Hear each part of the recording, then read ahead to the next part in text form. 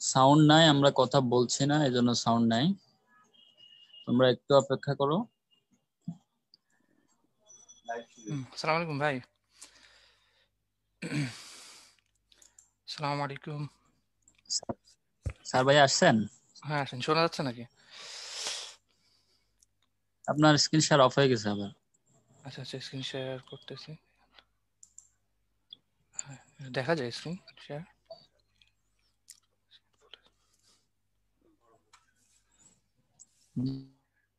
হ্যাঁ, এখন দেখা ঠিক যাচ্ছে। আছে, ট্রাই করেন। ফুল স্ক্রিন না?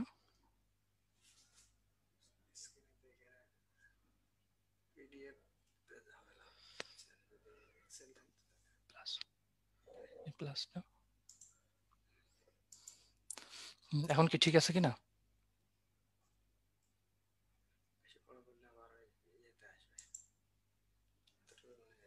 হ্যাঁ, ফারুক ভাই ঠিক আছে কিনা?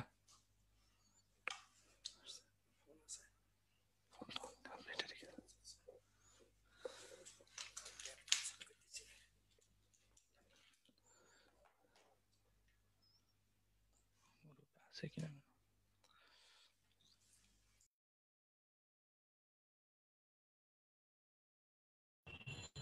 জি ভাই, একটু বড় হবে।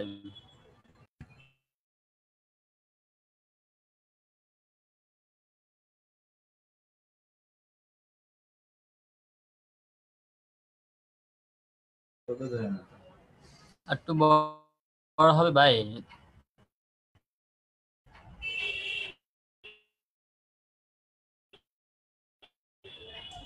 ডিসপ্লেতে দেখতে পাবে না। হ্যাঁ, এখনো কি ঠিক নাই?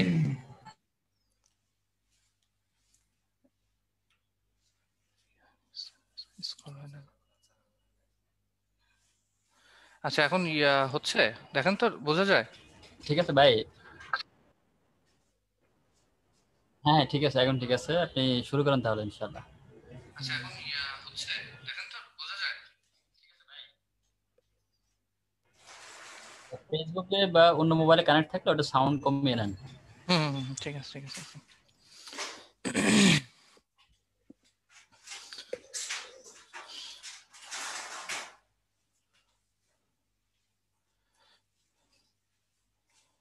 আচ্ছা, এই তো লেখা যাবে না?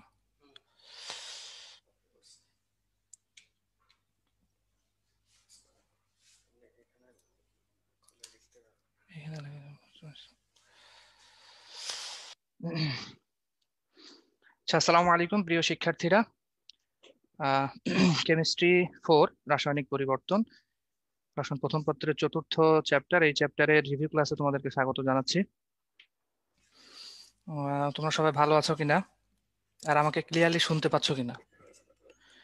আচ্ছা, আমাকে ক্লিয়ারলি শুনতে পাচ্ছ কিনা একটু কমেন্ট করে জানাও তো দেখি, আমাকে ক্লিয়ারলি শোনা যাচ্ছে কিনা।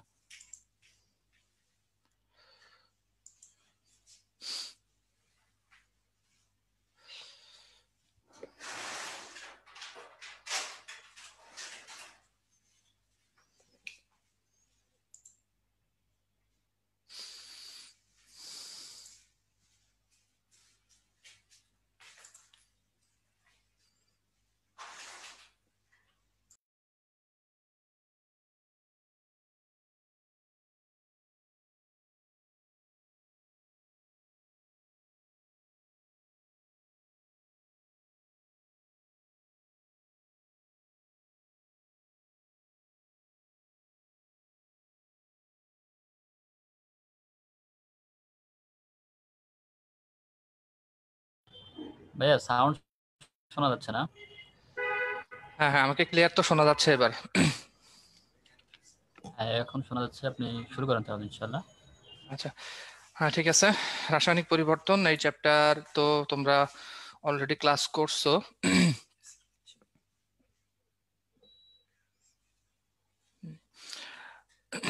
আজকে তোমাদের রিভিউ ক্লাস আর কি। আচ্ছা, প্রথমে আমি বলে নিই, এই চ্যাপ্টারটা মেডিকেল অ্যাডমিশন টেস্টের জন্য খুবই গুরুত্বপূর্ণ। গত 2010 থেকে 2020 সাল পর্যন্ত গত 10 বছর এই চ্যাপ্টার থেকে কোশ্চেন আসলে মিস যায় নাই, এভরি ইয়ারই এই চ্যাপ্টার থেকে কোশ্চেন আসে। এবং 2019-20 19-20 সেশনে এই চ্যাপ্টার থেকে প্রায় 5 থেকে 6টা প্রশ্ন আসছে, যেটা তোমার এমবিবিএস এবং বিডিএস মিলায় আর কি। তাহলে এই চ্যাপ্টারটা খুবই বেশি গুরুত্বপূর্ণ, এই জন্য যে যে কোনো একটা কোশ্চেন যদি তুমি মেডিকেল অ্যাডমিশন টেস্টের জন্য অ্যান্সার করতে পারো তাহলে তুমি 1 পাচ্ছ, আর যদি ভুল করো তাহলে তোমার মাইনাস হচ্ছে 1.25। অর্থাৎ তুমি হচ্ছে 5টা ধাপ পেছনে চলে যাবা যদি একটা প্রশ্ন ভুল করো। 5টা ধাপ কিভাবে? তুমি হচ্ছে 0.25, 0.5, 0.75 থেকে 1.25, অর্থাৎ 5টা সিঁড়ি তুমি পেছনে চলে যাবা। দেখা যাচ্ছে যে যে কোনো একটা মেডিকেল কলেজে ধরো 65.25 এই নাম্বারটা দিয়েই একটা মেডিকেল কলেজ শেষ হয়ে যায়। দেখা যায় যে একটা মেডিকেল কলেজের সিট হচ্ছে 200টা বা 150টা, বা আমি ধরে নিলাম যে নিচের মেডিকেল কলেজগুলোতে সিট থাকে তোমার হচ্ছে 65টা করে বা 50টা করে। তো এই সমস্ত জায়গায় দেখা যাবে যে মাত্র 65.25 অর 60.25 এরকম একটা সিঙ্গেল মার্কসেই ওই মেডিকেল কলেজটা শেষ হয়ে গেছে, সিটটা শেষ হয়ে গেছে, মানে ওই মেডিকেল কলেজের এভরি স্টুডেন্ট ওই সিঙ্গেল মার্কসই পাইছে। অর্থাৎ তুমি যদি 0.25 পিছায় যাও তুমি একটা মেডিকেল কলেজ পিছায় যাবা, আর যদি একটা প্রশ্ন ভুল করে 1.25 পিছায় যাও তাহলে সেখানে 5 থেকে 6টা মেডিকেল কলেজ পিছায় যাওয়ার একটা সমূহ সম্ভাবনা রয়েছে। অর্থাৎ একটা প্রশ্ন খুব বেশি যে গুরুত্বপূর্ণ এই জিনিসটা আমি বোঝাতে চাচ্ছি। আর এই চ্যাপ্টারটা থেকে মিনিমাম 2 থেকে 3টা প্রশ্ন আসে, মিনিমাম 2টা বা একটা প্রশ্ন তো আসবেই। তাহলে এই প্রশ্নটা যদি পেরে যাও তাহলে তুমি 4 থেকে 5টা মেডিকেল কলেজের সিরিয়াল আগায় গেল। এটা আর কি, আমি ইন্ডিভিজুয়াল একটা কোশ্চেনের কথা বলতেছি আর কি। ওভারঅল কেউ যদি দেখা যাচ্ছে খুব বেশি খারাপ করে তাহলে তো সেটা ব্যাপার না, বাট এই চ্যাপ্টার থেকে যেহেতু প্রশ্ন সহজ আসে, হ্যাঁ ম্যাথটা বেশি আসে এই চ্যাপ্টার থেকে, যে ওই পিএইচ এর যে ম্যাথ আছে এইগুলা, আর কিছু কিছু ক্ষেত্রে বেসিক বেসিক যে প্রশ্নগুলো, যেমন পিএইচ 7 এর নিচে হলে সেটা কি অম্লীয়, নাকি পিএইচ 7 এর বেশি হলে সেটা কি 7 পিএইচ যদি 7 এর বেশি হয় সেটা কি টাইপের দ্রবণ, হ্যাঁ এরকম টাইপের বেসিক বেসিক কিছু প্রশ্ন আসে, যে অম্ল লাল লিটমাসকে নীল করে না ক্ষার নীল লিটমাসকে লাল করে, কিভাবে কিভাবে কি করে, এগুলা পিএইচ এর ইকুয়েশন, এই সিম্পল সিম্পল যে বিষয়গুলা। তাহলে এই বেসিক যে বিষয়গুলো এগুলো আসলে তোমরা সেই ক্লাস 8-9 থেকে পড়ে আসতেছো, এই চ্যাপ্টারের যে টপিকস গুলা কন্টেন্ট গুলা তোমরা সেই ক্লাস 7-8 থেকে পড়ে আসতেছো। এই জন্য এই চ্যাপ্টারের প্রশ্নগুলো অ্যান্সার করা সহজ, আর এই চ্যাপ্টারটা রিভাইজ করাও সহজ। এই জন্য আমি বলবো স্পেশাল একটা অ্যাটেনশন এই চ্যাপ্টারের প্রতি দেওয়া উচিত।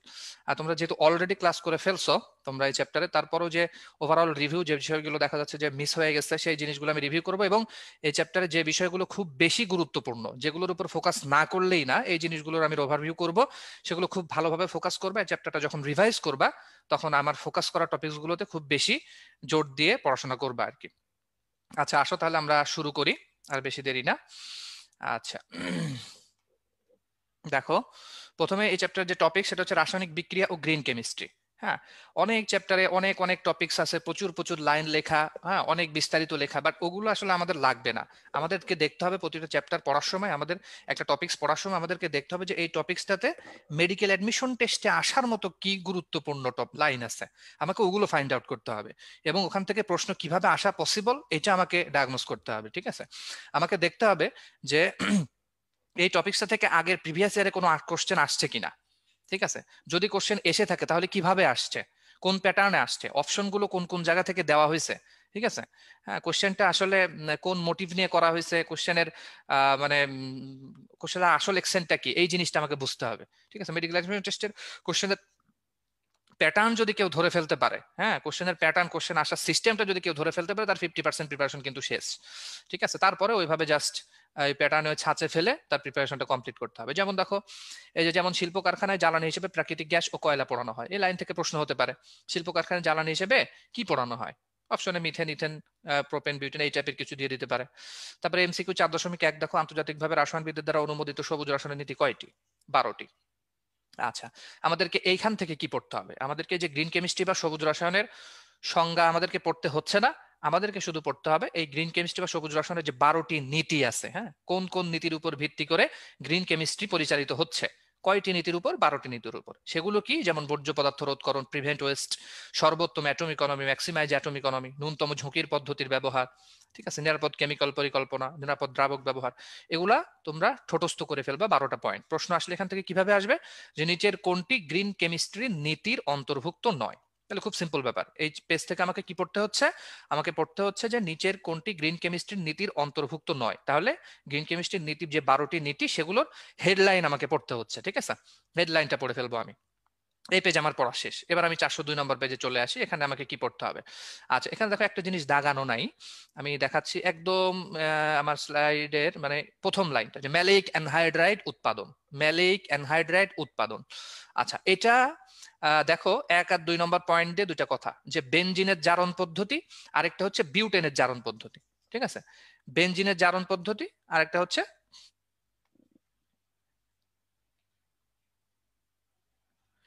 বিউটেনের জারণ পদ্ধতি। হ্যাঁ, এখন এই দুইটা পদার্থের জারণের মাধ্যমে আমি ম্যালিক অ্যানহাইড্রাইড উৎপাদন করতে পারি, কিন্তু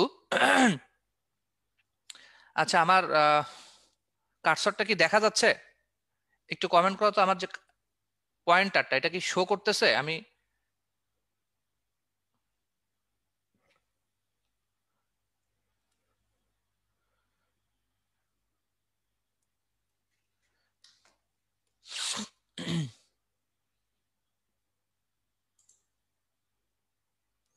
আচ্ছা, আমি তোমাদেরকে দাগ দিয়ে দেখাচ্ছি, সমস্যা নাই। আচ্ছা, তো দেখো যে এই ম্যালিক অ্যানহাইড উৎপাদন, এখানে দেখো যে বেনজিন, হ্যাঁ এই যে জিনিসটা, বেনজিনটা একটা কিন্তু কার্সিনোজেনিক পদার্থ। ঠিক আছে, বেনজিন একটা কার্সিনোজেন, বেনজিনকে এই যে অক্সিডেশন করে এই যে ম্যালিক অ্যানহাইড উৎপাদন করা হচ্ছে। এখানে দেখো কার্বন ডাইঅক্সাইড উৎপন্ন হচ্ছে। বেনজিন নিজে একটা কার্সিনোজেনিক পদার্থ, আবার কার্বন ডাইঅক্সাইডও কিন্তু কি একটা গ্রিন হাউস গ্যাস, এই দুটাই কিন্তু ক্ষতিকর।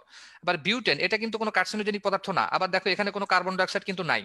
ঠিক আছে, আবার দেখো এই যে বেনজিনকে জারণ করে যে ম্যালিক অ্যানহাইড উৎপাদন করা হয়েছে, এখানে পার্সেন্ট অ্যাটম ইকোনমির মানটা কিন্তু কম। বাট এটার ক্ষেত্রে কিন্তু বেশি। বেনজিনের এই বিউটেনকে জারণ করে যে করা হয়েছে, এখানে পার্সেন্ট অ্যাটম কিন্তু মান বেশি। এখান থেকে যে সিদ্ধান্ত 1, 2 আর 3, তিনটা পয়েন্ট আছে, এই তিনটা পয়েন্ট তোমরা রিডিং দিবা। ঠিক আছে, এই যে কার্বন ডাইঅক্সাইড এটা কিন্তু গ্লোবাল ওয়ার্মিং করে। ঠিক আছে, আবার এই যে বেনজিন এটা কিন্তু টক্সিক। ঠিক আছে, বেনজিনটা কিন্তু টক্সিক। হ্যাঁ, আবার এই যে ম্যালিক অ্যানহাইড উৎপাদন সংশ্লেষণের ক্ষেত্রে এই যে পার্সেন্ট অ্যাটম ইকোনমির বিষয়টা একটু আগে বললাম, যে বেনজিনকে জারণ করে করলে 44 আর বিউটেনকে জারণ করে করলে 57, এটা ভালো। তারপর দেখো যে বাতাসে সৃষ্ট স্মোকের বেলায় এই লাইনগুলো তো তোমরা পড়ছোই, এখান থেকে আসলে খুব বেশি একটা ইসের বিষয় না। তারপর এই লাইনটা খুব ভালোভাবে ফোকাস করবা, ভেজিটেবল অয়েল থেকে বায়োডিজেল তৈরি করতে উপজাত রূপে কিন্তু আমাদের গ্লিসারিন পাওয়া যায়। ভেজিটেবল অয়েল থেকে বায়োডিজেল তৈরি করতে উপজাত রূপে গ্লিসারিন পাওয়া যায়। আর সিএফসি এর জীবনকাল 100 বছর, এটা পরিবেশে বেশি দিন বাঁচে। আর এইচসিএফসি 2 বছর, এটা রেঞ্জে থাকলে 2 থেকে 10 বছর। ঠিক আছে, রেঞ্জে থাকলে 2 থেকে 10 বছর। আচ্ছা, সিএফসি এর জীবনকাল 100 বছর, পরিবেশের জন্য বেশি ক্ষতিকর কিন্তু। আর এইচসিএফসি এর জীবনকাল 2 থেকে মাত্র 10 বছর, কম। আর উপজাত রূপে এখানে গ্লিসারিন পাচ্ছি। ঠিক আছে, আচ্ছা। তারপর আরেকটা লাইন এখানে দেখো, এই যে ইথিলিন অক্সাইড হচ্ছে ধূম্রজাল সৃষ্টিকারক। ধূম্রজাল সৃষ্টিকারক কে?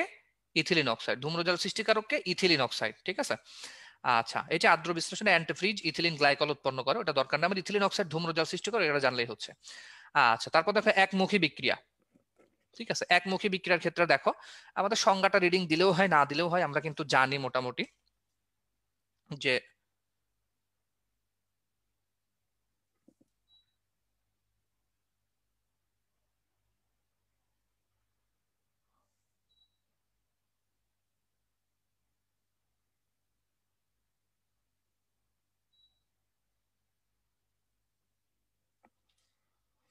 আচ্ছা একমুখী বিক্রিয়া দেখো একমুখী বিক্রিয়া আসলে যে বিক্রিয়াগুলো শুধুমাত্র সম্মুখ দিকে সংঘটিত হয়, হ্যাঁ, পেছন দিকে ঘটার কোনো সুযোগই নাই। যেমন পটাশিয়াম পারক্লোরাইডকে তাপ বিযোজিত করলে আমি পটাশিয়াম ক্লোরাইড আর অক্সিজেন পাচ্ছি, বাট এই পটাশিয়াম ক্লোরাইড আর অক্সিজেন নিজেদের মধ্যে রিভার্সিবল রিয়াকশন করে আবার পটাশিয়াম ক্লোরাইড উৎপন্ন করতে পারবে না। ঠিক আছে, শুধুমাত্র সম্মুখ দিকে সংঘটিত হবে।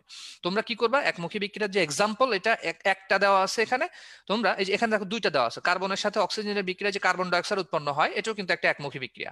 তাহলে পটাশিয়াম ক্লোরাইডকে তাপ বিযোজিত করে পটাশিয়াম ক্লোরাইড আর অক্সিজেন উৎপন্ন, আর কার্বনের সাথে অক্সিজেন বিক্রিয়া যে কার্বন ডাইঅক্সাইড উৎপন্ন হয়, এটি হচ্ছে একমুখী বিক্রিয়া। একমুখী বিক্রিয়ার এক্সাম্পল গুলো লাগবে। প্রশ্ন আসবে এখান থেকে কিভাবে, যে নিচের কোনটি একমুখী বিক্রিয়া নয়, বা নিচের কোনটি একমুখী বিক্রিয়া। ঠিক আছে, কিছু উভমুখী বিক্রিয়া দিয়ে দিবে, কিছু একমুখী বিক্রিয়া দিয়ে দিবে। ঠিক আছে, এই টাইপের কোশ্চেন আসবে এই টপিকস থেকে। আচ্ছা, উভমুখী বিক্রিয়ার ক্ষেত্রেও সেম কথা, একইভাবে উদাহরণগুলো পড়বা। এখানে একটা উদাহরণ দেওয়া আছে। এই টেম্পারেচারটা খুব বেশি গুরুত্বপূর্ণ।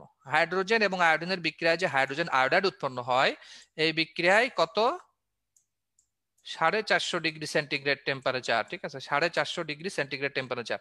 আবার এখানে দাগ দিয়ে মনে করো যে আবার বড় করে লিখে দিলাম যাতে মনে থাকে, 450 ডিগ্রি সেন্টিগ্রেড টেম্পারেচার লাগে এই হাইড্রোজেন আয়োডিনের বিক্রিয়াটাকে ইয়ে করতে। উভমুখী বিক্রিয়ার বৈশিষ্ট্য দেখো, যে উভমুখী বিক্রিয়াগুলো উভয় দিক থেকে শুরু করা যায়। কি রকম উভয় দিক থেকে? এই যে হাইড্রোজেন এবং আয়োডিন নিজেদের মধ্যে বিক্রিয়া করে যে হাইড্রোজেন আয়োডাইড উৎপন্ন করে, আবার হাইড্রোজেন আয়োডাইডকেও যদি তুমি মনে করো যে একটু ঘুষি দিলা প্রচন্ড জোরে, হ্যাঁ, এটাও ভেঙে কিন্তু হাইড্রোজেন এবং আয়োডিন উৎপন্ন হওয়া সম্ভব। এদিক থেকে বিক্রিয়া ওদিকে যাবে, এদিক থেকে বিক্রিয়া এদিকে আসবে, দুই দিকে কিন্তু বিক্রিয়া আসা পসিবল। উভমুখী বিক্রিয়াগুলো কখনো শেষ হবে না, ঠিক আছে, কখনোই শেষ হবে না। বিক্রিয়া অলওয়েজ চলতেই থাকবে, মানে কখনো বিক্রিয়ক শেষ হবে না, কখনো উৎপাদও শেষ হবে না। অল টাইম আমার বিক্রিয়া পরিবেশের মধ্যে বিক্রিয়কও থাকবে, উৎপাদও থাকবে। এমন কখনো হবে না যে বিক্রিয়ক শেষ হয়ে গেছে টোটালটা, বা উৎপাদ কিছুই মানে তৈরি হয়নি, এরকম কোনো সিচুয়েশন কিন্তু হবে না। উভমুখী বিক্রিয়া কখনো শেষ হবে না। তারপর উভমুখী বিক্রিয়া সাম্য অবস্থা আসার প্রবণতা আছে। কখন? এই যে এখানে বলছে যে বিক্রিয়ার হার সম্মুখমুখী বিক্রিয়ার হারের সমান হলে, সম্মুখমুখী বিক্রিয়ার হার পশ্চাৎমুখী বিক্রিয়ার হারের সমান হলে বিক্রিয়াটি সাম্য অবস্থায় উপনীত হবে। ঠিক আছে, সম্মুখমুখী আর পশ্চাৎমুখী বিক্রিয়ার হার যখন সমান হয়ে যাবে, বিক্রিয়াটা কখন কি সাম্য অবস্থায় চলে আসবে। আর উভমুখী বিক্রিয়াকে সমীকরণ আকারে লেখার সময় তুমি সমান চিহ্ন বা তীর চিহ্ন কি করতে পারবা না, ইউজ করতে পারবা না। তুমি কি ইউজ করতে পারবা? এই যে এইটা, অর্থাৎ উভমুখী তীর, দুটি উভমুখী তীর, এইটা তুমি ব্যবহার করতে পারবা। তাহলে উভমুখী বিক্রিয়ার বৈশিষ্ট্যগুলো আমরা খুব ভালোভাবে পড়ে ফেললাম। আমাদের উভমুখী বিক্রিয়ার বৈশিষ্ট্য থেকে প্রশ্ন আসবে যে নিচের কোনটি উভমুখী বিক্রিয়া বৈশিষ্ট্য নয়। আর একটা জিনিস খুব ইম্পর্টেন্ট, তাত্ত্বিকভাবে সব রাসায়নিক বিক্রিয়া উভমুখী, প্রকৃতপক্ষে একমুখী কোনো বিক্রিয়া হয় না। আচ্ছা, তারপর আমরা আসি একমুখী উভমুখী বিক্রিয়া পারস্পরিক রূপান্তর। এখান থেকে শুধুমাত্র হেডলাইন গুলো পড়লেই হবে, যে দাগানো লাইনগুলো আছে হেডলাইন গুলো পড়লেই হবে। তারপর দেখো বিক্রিয়া হারের সংজ্ঞাটা পড়তে হবে, তোমরা অলরেডি পড়ে ফেলছো বিক্রিয়া হারের সংজ্ঞা। আচ্ছা, তারপর এখান থেকে বিক্রিয়া হারের এককটা কি, যে mole per litre per second. এই যে বিক্রিয়া হারের উপর কি লিখছে, বিক্রিয়ক বা উৎপাদের ঘনমাত্রার পরিবর্তন। তাহলে উপরের যে টার্মটা, সেখানে টার্মটা আছে মূলত ঘনমাত্রা, কনসেন্ট্রেশন। আর আমরা জানি ঘনমাত্রার একক কি, ঘনমাত্রার একক হচ্ছে মোল পার লিটার, আমি লিখলাম। আর নিচে হচ্ছে ওই পরিবর্তন ঘটনে ব্যয়িত সময়, সময়ের একক কি, সেকেন্ড। তাহলে উপরে মোল পার লিটার, নিচে সেকেন্ড, তাহলে mole per litre per second. তো এখানে মোল পার লিটার পার সেকেন্ড, এই 1 litre equal to 1 decimetre cube. ঠিক আছে, 1 litre equal to 1 decimetre cube. তাহলে ডিএম ইনভার্স 3 এটাও লিখতে পারবো, অথবা এটা যদি একটা গ্যাসীয় বিক্রিয়া হয় তাহলে সেক্ষেত্রে আমি অ্যাটমসফিয়ার পার সেকেন্ডও লিখতে পারবো। তাহলে একক হচ্ছে মোল পার ডেসিমিটার কিউব পার সেকেন্ড হতে পারে, অ্যাটমসফিয়ার পার সেকেন্ডও হতে পারে। এই যে এইটুকের পরিবর্তে, পার লিটারের পরিবর্তে আমি এই যে পার ডেসিমিটার কিউব লিখতে পারবো, অ্যাটমসফিয়ার পার সেকেন্ড। আচ্ছা, তারপরে এখানে দাগানো লাইনগুলো তো খুব ইজি। বিক্রিয়া হার দ্রবকের সংজ্ঞা ভালোভাবে পড়বা, যে একক মোলার ঘনমাত্রার বিক্রিয়ক সমূহের বিক্রিয়ার হারকেই বলা হয় বিক্রিয়া হার ধ্রুবক। একে আপেক্ষিক বিক্রিয়ার হারও বলা হয়। এখানে যে বৈশিষ্ট্য আছে বিক্রিয়া হার ধ্রুবকের বৈশিষ্ট্য খুব ভালোভাবে পড়বা, 3টা বৈশিষ্ট্য খুব গুরুত্বপূর্ণ। এখান থেকে প্রশ্ন আসবে নিচের কোনটি বিক্রিয়া হার ধ্রুবকের বৈশিষ্ট্য নয়। তারপরে বিক্রিয়া হার এবং হার ধ্রুবকের মধ্যকার যে মিল আর গড় মিল। আচ্ছা, এখানে দেখো 3 নম্বর আর 4 নম্বর পয়েন্ট, 3 আর 4 দুটোই সেম, জাস্ট একটু ভাষা পরিবর্তন করে লিখছে। যে তাপমাত্রা স্থির রেখে বিক্রিয়কগুলোর ঘনমাত্রার পরিবর্তন করলে বিক্রিয়ার হারের পরিবর্তন ঘটে, এই কথাটার অর্থই হচ্ছে বিক্রিয়ার হার ঘনমাত্রার উপর নির্ভর করে। আর এখানে বলছে তাপমাত্রা স্থির রেখে বিক্রিয়কগুলোর ঘনমাত্রার পরিবর্তন করলেও হার ধ্রুবকের মানের কোনো পরিবর্তন ঘটে না। অর্থাৎ হার ধ্রুবক ঘনমাত্রার উপর নির্ভর করে না, আর বিক্রিয়ার হার ঘনমাত্রার উপর নির্ভর করে। তাহলে এই 3 আর 4 এই দুইটা পয়েন্ট কিন্তু same point, same point same কথা। ঠিক আছে, জাস্ট দুইটা পয়েন্ট আকারে লিখছে, বাট কথা কিন্তু সেম। ঠিক আছে, আর তাপমাত্রার পরিবর্তনে বিক্রিয়ার হার পরিবর্তিত হয়, বাট তাপমাত্রার পরিবর্তনে বিক্রিয়ার হার ধ্রুবকের মানও পরিবর্তিত হয়। এটা কিন্তু মিল। তাহলে 2 নম্বর পয়েন্টটা কি, মিল। কিন্তু 2 নম্বর পয়েন্টটা হচ্ছে মিল। আর গড় মিল কিন্তু এখানে, ঠিক আছে, এটা কিন্তু গড় মিল। 3 আর 4 এই দুটো কিন্তু গড় মিল, আর এটা কিন্তু মিল। আর সংজ্ঞার মধ্যে তো আমরা দেখছি, সংজ্ঞা তো আগেই দেখে আসছি, বিক্রিয়া হারের সংজ্ঞা আমরা একটু আগে পড়ে আসলাম, বিক্রিয়া হার ধ্রুবকের সংজ্ঞা আমরা পড়ে আসলাম। আর এই যে এককের ক্ষেত্রে কি, বিক্রিয়া হারের একক মোল পার লিটার পার সেকেন্ড, আর এটা কিন্তু পরিবর্তিত হয়। আচ্ছা, আমি ফোকাস করতেছি শুধুমাত্র গুরুত্বপূর্ণ গুরুত্বপূর্ণ টপিকস গুলাতে, কিন্তু খুব গুরুত্বপূর্ণ যেগুলা, সেগুলোর উপরে আমি তোমাদের ওভারভিউ দেওয়ার চেষ্টা করতেছি। আচ্ছা, এখানে তোমাদের ব্যাপক একটা কনফিউশন। বিক্রিয়া ক্রমের সংজ্ঞা তো তোমরা পড়বাই, যে পরীক্ষা ভিত্তিক ফলাফল অনুসারে বিক্রিয়কের ঘনমাত্রা সমূহের উপর যেসব ঘাত থাকে সেগুলোর সমষ্টিকে ওই বিক্রিয়ার ক্রম বলা হয়। এক্ষেত্রে এই বিক্রিয়াটা যেমন, এক্ষেত্রে এই যে ঘনমাত্রার উপর ঘাত আছে এক্স আর ওয়াই, তো এইটার যোগফলটাই হচ্ছে বিক্রিয়ার ক্রম। তোমরা অনেকে কনফিউশনে থাকো বা বলতে থাকো যে ভাই বিক্রিয়ার ক্রম কি যেমন হাইড্রোজেন আর ক্লোরিন, এখানে তো এই দুইটার ঘনমাত্রার উপরে তো পাওয়ার 1 হওয়ার কথা, ঠিক আছে, পাওয়ার 1 হওয়ার কথা, তাহলে 1 আর 1 যোগ করলে তো 2, অর্থাৎ হাইড্রোজেন আর ক্লোরিনের বিক্রিয়াটা তো দ্বিতীয় ক্রম বিক্রিয়া হওয়ার কথা না। এভাবে কিন্তু আসলে বের করা যায় না। এই বিক্রিয়াটা পরীক্ষার ফলাফল মতে, পরীক্ষা ফলাফল করে দেখা গেছে যে এই বিক্রিয়াটা হাইড্রোজেন এবং ক্লোরিনের ঘনমাত্রার উপর ডিপেন্ডই করে না। এই জন্য হাইড্রোজেনের ঘনমাত্রার উপরে পাওয়ারটা 0 দেওয়া হয়েছে, ক্লোরিনের ঘনমাত্রার উপরে পাওয়ারটা 0 দেওয়া হয়েছে, ঠিক আছে।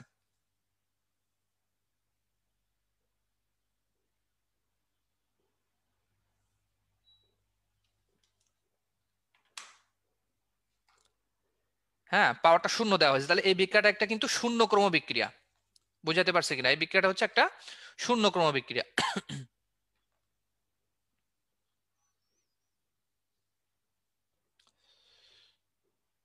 আচ্ছা, আমার কথা কি ক্লিয়ারলি তোমরা শুনতে পাচ্ছ কিনা একটু জানাও তো।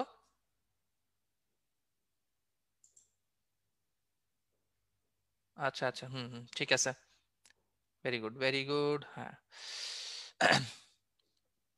হুম, তাহলে দেখো এই যে তোমাদের যে একটা কমন প্রশ্ন অলওয়েজই থাকে যে ভাইয়া, যে এই বিক্রিয়ার ক্রম নিয়ে আমরা কি করব। আসলে বিক্রিয়ার ক্রম নিয়ে সিম্পল একটা কথা, সেটা হচ্ছে বিক্রিয়ার ক্রম আমাদেরকে মুখস্থ করতে হবে। কি করতে হবে? বিক্রিয়ার ক্রম আমাদের অবশ্যই অবশ্যই মুখস্থ করতে হবে। যেমন হাইড্রোজেন এবং ক্লোরিনের বিক্রিয়া, যে হাইড্রোক্লোরিক অ্যাসিড হয়, এটা একটি শূন্য ক্রম বিক্রিয়া। এই শূন্য ক্রম বিক্রিয়া কখনোই বিক্রিয়কগুলোর ঘনমাত্রার উপর ডিপেন্ড করে না। শূন্য ক্রম বিক্রিয়া বিক্রিয়কগুলোর ঘনমাত্রার উপর ডিপেন্ডই করে না। তো এই বিক্রিয়ার ক্ষেত্রে বিক্রিয়া হার ধ্রুবকের একক কি? মোল পার লিটার পার সেকেন্ড, মোল পার লিটার পার সেকেন্ড, ঠিক আছে। তো এই যে বিক্রিয়ার হার ধ্রুবকের এককটা বের করার সময় কি করতে হচ্ছে? উপরে বিক্রিয়ার হারের একক দিতে হচ্ছে, উপরে বিক্রিয়ার হারের একক, আর নিচে দিতে হবে এই যে যে কয়টা বিক্রিয়ক আছে সেগুলোর ঘনমাত্রার একক, ঠিক আছে। আমাদেরকে উপরে দিতে হবে বিক্রিয়ার হারের একক, আর নিচে দিতে হবে যে কয়টা বিক্রিয়ক আছে সেগুলোর ঘনমাত্রা। যেমন এখানে এই যে প্রথম ক্রমবিক্রিয়ার ক্ষেত্রে আমরা কি করছি? বিক্রিয়ার হারের একক দিছি উপরে মোল পার লিটার পার সেকেন্ড, আর নিচে দিছি কি এই যে N2O5, N2O5 ডাইনাইট্রোজেন পেন্টঅক্সাইড, এটা 2 মোল বিক্রিয়া করছে। বাট এর মানে এই না যে এটা একটি দ্বিতীয় ক্রম বিক্রিয়া। এটা পরীক্ষা ভিত্তিক ফলাফল অনুসারে দেখা গেছে যে এই বিক্রিয়াটা ডাইনাইট্রোজেন পেন্টঅক্সাইডের একক, মানে একক ঘাতের উপরে নির্ভরশীল, একক ঘাতের সাথে সমানুপাতিক। এই বিক্রিয়াটা পরীক্ষাগারে এভাবে পরীক্ষা করে এটাই পাওয়া গেছে। হ্যাঁ, এখানে মোল সংখ্যা 2 থাকলেও এটা কিন্তু কোনো দ্বিতীয় ক্রম বিক্রিয়া না, এটা প্রথম ক্রম বিক্রিয়া। তাহলে আলটিমেটলি আমি তোমাদেরকে বোঝাইতে সক্ষম হয়েছি যে বিক্রিয়ার ক্রম জিনিসটা মুখস্থ করতে হবে। এক্সাম্পল গুলো তোমাদের কি করতে হবে? মুখস্থ করতে হবে, ঠিক আছে।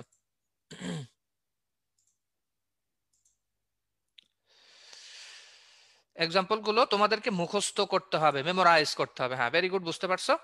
আচ্ছা, তাহলে এক্ষেত্রে বিক্রিয়ার হার ধ্রুবকের একক হচ্ছে পার সেকেন্ড, আর দ্বিতীয় ক্রম বিক্রিয়ার ক্ষেত্রে পার মোলার পার সেকেন্ড, তৃতীয় ক্রম বিক্রিয়ার ক্ষেত্রে পার স্কোয়ার মোলার পার সেকেন্ড। খুব ইজি। প্রথম ক্রম শূন্য ক্রম বিক্রিয়ার হার ধ্রুবকের একক হচ্ছে কি? এই যে দেখো, মোল পার লিটার পার সেকেন্ড বিক্রিয়ার হারের একক, তারপরটা পার সেকেন্ড, তারপরটা পার মোলার পার সেকেন্ড, তারপরটা per square molar per second. খুব ইজি, শুরু থেকে মনে রাখো। প্রথমটা মোল পার লিটার পার সেকেন্ড গেল, বিক্রিয়ার হারের একক যেটা ওইটা ওইখানে তাই। তারপরটা পার সেকেন্ড, তারপরটা পার মোলার পার সেকেন্ড, তারপরটা per square molar per second, ঠিক আছে। এইভাবে। আর যে এক্সাম্পল গুলো আছে সেগুলো মুখস্থ। ডাইনাইট্রোজেন পেন্টঅক্সাইড, এটা প্রথম ক্রম বিক্রিয়া। তারপরে এখানে 4টা উদাহরণ দেওয়া আছে দ্বিতীয় ক্রম বিক্রিয়ার ক্ষেত্রে, তৃতীয় ক্রম বিক্রিয়ার ক্ষেত্রে 2টা উদাহরণ দেওয়া আছে। 4টা 2টা 6টা 7টা, এই 7টা বিক্রিয়া মুখস্থ করতে হবে এখান থেকে, বিক্রিয়ার ক্রম যদি করতে হয়। এখানে যে লাইনগুলো আছে দেখানো, লাইনগুলো অবশ্যই তোমরা মুখস্থ করবা।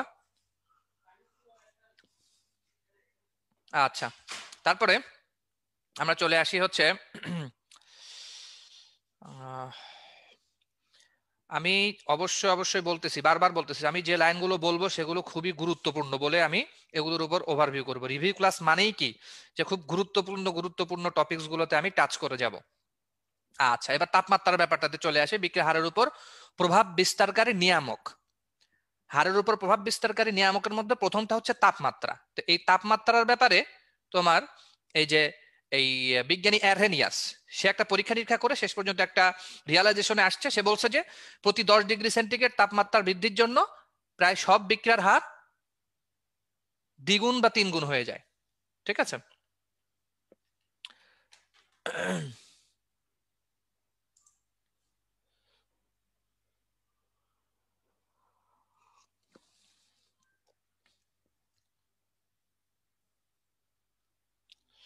আচ্ছা, একজন লিখছে যে ভাইয়া আপনি কি অনেক রাগী, মনে হচ্ছে রেগে রেগে অনেক দ্রুত পড়াচ্ছেন। না, দ্রুত তো পড়াচ্ছি না।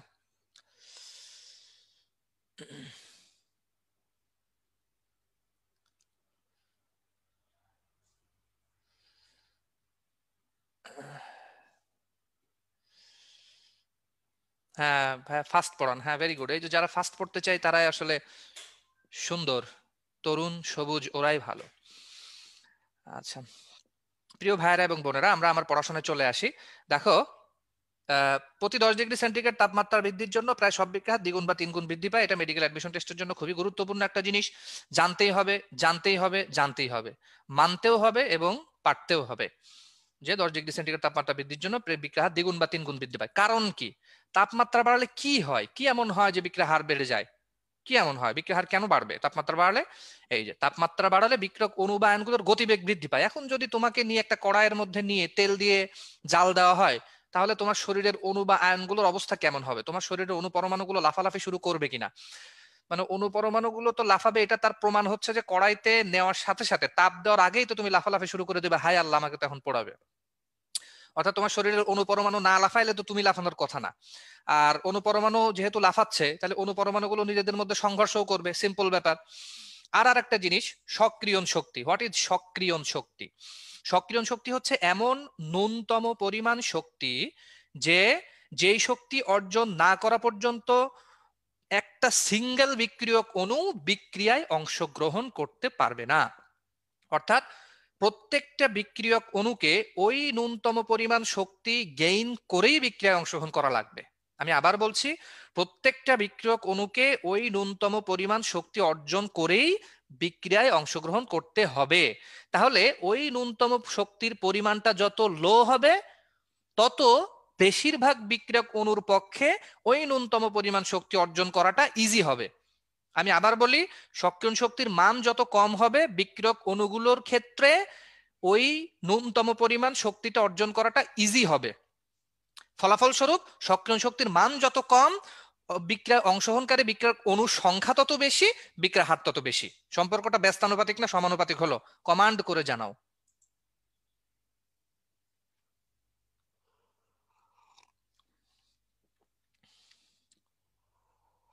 হুম, অনেকে লিখছে বাস্তানুপাতিক, অনেকে লিখছে ভাস্তানুপাতিক, অনেকে লিখছে বেস্তানুপাতিক। আচ্ছা ঠিক আছে, তবে সবার সঠিক অ্যান্সার হয়েছে, ভেরি গুড। আমি তাহলে তোমাদের সিফ্রো ক্লাস আগে নিচ্ছিলাম, এটা আমি সফল। আচ্ছা হ্যাঁ, তারপরে তাহলে সক্রিয়ণ শক্তির ব্যাপারটা আমরা বোঝাইতে পারলাম যে বিষয়টা হচ্ছে ব্যস্তানুপাতিক। আর কোন বিক্রিয়ার তাপমাত্রা তুমি যত বাড়াবা, সক্রিয়ণ শক্তি, যে বিক্রিয়ার জন্য প্রয়োজনীয় সক্রিয়ণ শক্তি লাভ করে বিক্রিয়ায় অংশগ্রহণ করতে পারবে। সক্রিয়ণ শক্তির বিষয়টা আমাদের বোঝা হয়ে গেল। তারপর এই লাইনটা খুব গুরুত্বপূর্ণ, দেখো তো, একটা খুব গুরুত্বপূর্ণ একটা ইনফরমেশন, তোমরা মিস করে যাও অনেক সময়। যে 27 ডিগ্রি সেন্টিগ্রেড তাপমাত্রায় নির্ণীত অধিকাংশ বিক্রিয়ার সক্রিয়ণ শক্তির মান কত? 55 কিলো জুল পার মোল। 27 ডিগ্রি সেন্টিগ্রেড তাপমাত্রায় অধিকাংশ বিক্রিয়ার সক্রিয়ণ শক্তির মান 55 কিলো জুল পার মোল। আচ্ছা, তারপরে সাধারণত 10 ডিগ্রি সেন্টিগ্রেড তাপমাত্রা বৃদ্ধিতে বিক্রিয়া হার কত থেকে কত গুণ বৃদ্ধি পায়? 2 থেকে 3 গুণ বৃদ্ধি পায়। আচ্ছা, একমুখী বিক্রিয়ার উদাহরণ ছিল দুইটা, বহুমুখী বিক্রিয়ার উদাহরণ একটা ছিল। বহুমুখী বিক্রিয়ার বৈশিষ্ট্যগুলো, এমসিকিউ 4.6 এর অ্যান্সার কত? বিক্রিয়া হারের একক কি? বিক্রিয়া হারের একক কি? ক নম্বরটা নাকি?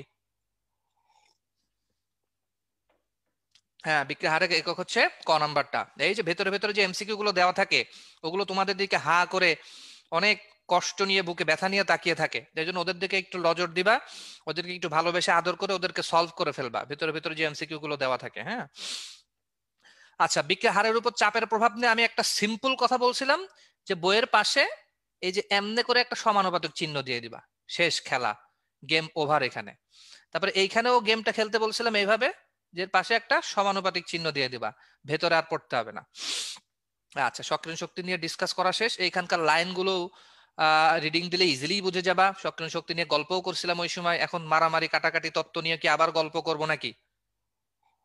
হুম, সংঘর্ষ বা মারামারি তত্ত্ব নিয়ে কি গল্প করা দরকার আছে?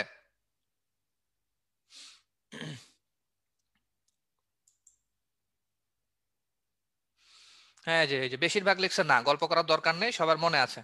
আচ্ছা, তাহলে আমি এই সংঘর্ষ তত্ত্ব নিয়ে আর মারামারি করতেছি না। সংঘর্ষ তত্ত্বের 3টা শর্তের কথা জাস্ট একটু ওভারভিউ দিয়ে দিই, কজ এখান থেকে প্রশ্ন আসলে যে নিচের কোনটি সংঘর্ষ তত্ত্বের অন্তর্ভুক্ত নয়। ঠিক আছে, বিক্রিয়া সংঘটনের শর্ত নয় কোনটি, এই টাইপের প্রশ্ন আসবে, এটা খালি বলে দিলাম যে বিক্রিয়া সংঘটনের শর্ত নয় কোনটি। শর্ত 3টি। একটা, অনুপরমাণু বা আয়নের মধ্যে সংঘর্ষ হওয়া লাগবে। দ্বিতীয় সংঘর্ষটা হচ্ছে অবশ্যই নির্দিষ্ট ন্যূনতম শক্তি সহযোগে হওয়া লাগবে। আর তৃতীয় শর্তটা হচ্ছে নির্দিষ্ট দিকবিন্যাস সহযোগে হতে হবে। এই তিনটা শর্ত ফিল আপ করলেই কেবল কিন্তু কি হবে, বিক্রিয়া সংঘটিত হওয়া পসিবল। আচ্ছা, এই চ্যাপ্টারটা তোমাদের কাছে ইজি লাগে না সহজ লাগে, কমন করে জানাও তো।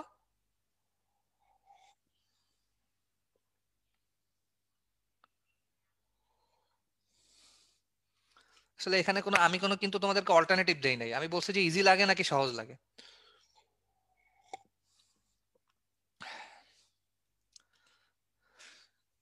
ইজি লাগে, বিজি লাগে, একজন বলছে D2ও লাগে। হ্যাঁ, D2 ভারী পানি। এই চ্যাপ্টারটা কিন্তু সহজ, দেখো আমি যে লাইনগুলো বলতেছি এগুলোর বাইরে কিচ্ছু পড়তে হবে না, ঠিক আছে, এগুলোর বাইরে কিচ্ছু পড়তে হবে না। কত জিনিস তোমাদেরকে এখানে বাদ দিয়ে দেওয়া হচ্ছে। বিক্রিয়া সংগঠনের শর্ত তিনটা খালি হেডলাইন পড়লেই হয়ে যাচ্ছে, ঠিক আছে। আচ্ছা, এখন দেখো তো, আমি এতক্ষণ অনেক গল্প টল্প করছিলাম, যে সক্রিয়ণ শক্তি নিয়ে অনেক কাহিনী বলছিলাম, যে সুতরাং বিক্রিয়ার হার সক্রিয়ণ শক্তির মাত্রার কি ব্যস্তানুপাতিক। বিক্রিয়ার হার সক্রিয়ণ শক্তির মাত্রার ব্যস্তানুপাতিক, নট সমানুপাতিক। আচ্ছা, এনজাইম বা প্রভাবক নিয়েও মনে করো যে ঘটক টটক নিয়ে বহুত কাহিনী পড়ছিলাম। আমি ছোটবেলায় ঘটকের কাজ করতাম, সেটা নিয়েও বলছিলাম তোমাদেরকে, যে আমার এক ফ্রেন্ড ছিল, সেই ফ্রেন্ড আমাকে দিয়ে চিঠি বাহকের কাজ করাইতো, আমি চিঠি বহন করতাম। এই গল্প কি মনে আছে নাকি তোমাদের?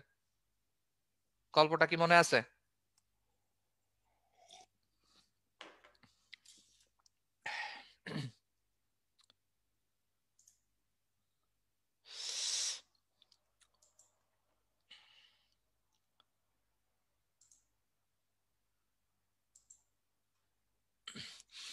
আচ্ছা, যাই হোক, আমরা সংজ্ঞাটা জাস্ট খালি একটু বলি, যে যেসব রাসায়নিক পদার্থ বিক্রিয়কের সংস্পর্শে উপস্থিত থেকে রাসায়নিক বিক্রিয়ার গতি বৃদ্ধি বা হ্রাস করে এবং বিক্রিয়া শেষে নিজে গঠন ও ভরে অপরিবর্তিত থাকে, সেটাকে আমরা কি বলি, প্রভাবক বা অনুঘটক বলে থাকি। ঠিক আছে, সংজ্ঞাটা আমরা জানবো।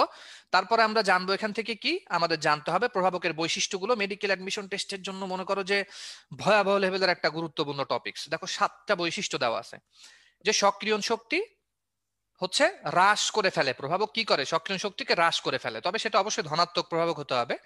সেটা নিম্ন শক্তির ধারায় বা মেকানিজমে সংঘটিত করে। সম্মুখমুখী পশ্চাৎমুখী উভয় বিক্রিয়ার গতিকেই কিন্তু আমাদের প্রভাবক বৃদ্ধি করে দেয়। ঠিক আছে, তারপরে আরো কিছু উল্লেখযোগ্য বৈশিষ্ট্য আছে, যে প্রভাবক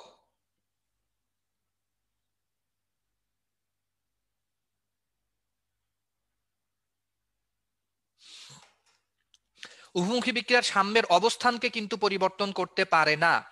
প্রভাবক কোনো উভমুখী বিক্রিয়ার সাম্যের অবস্থানকে পরিবর্তন করতে পারবেই না, সে শুধুমাত্র সাম্যাবস্থায় দ্রুত উপনীত হতে সাহায্য করবে।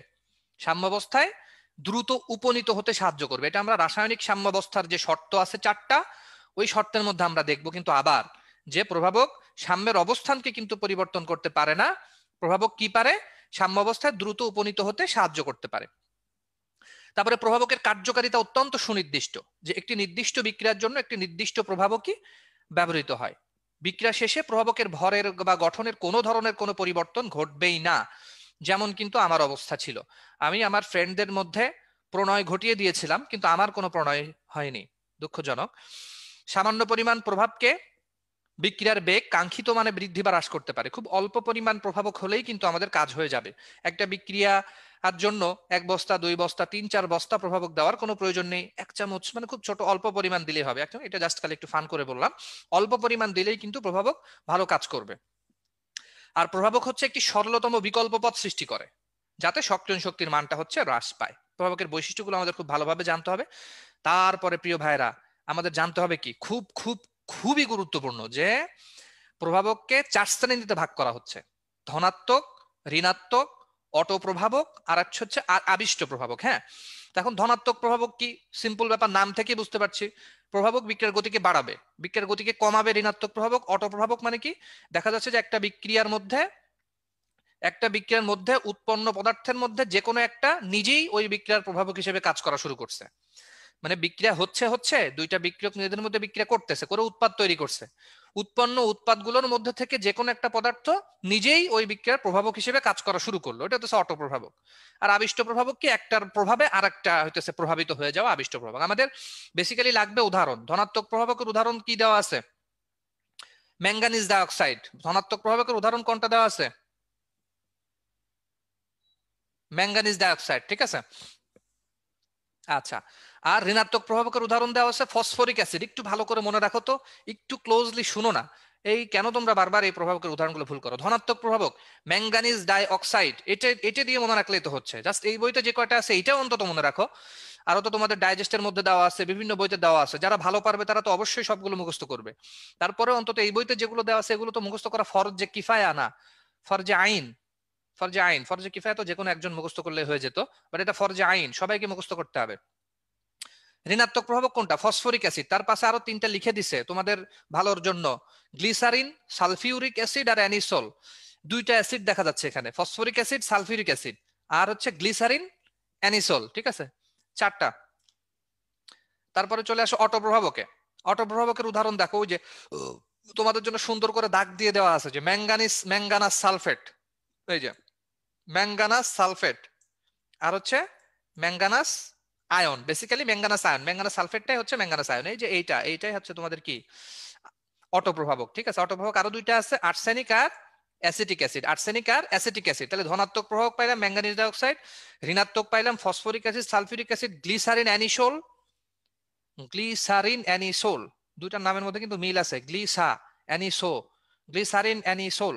সালফিউরিক অ্যাসিড, ফসফরিক অ্যাসিড, দুইটা অ্যাসিড আর দুইটা সারিন আর নিসোল, গ্লিসারিন, অ্যানিসোল, মনে থাকে যেন, হ্যাঁ।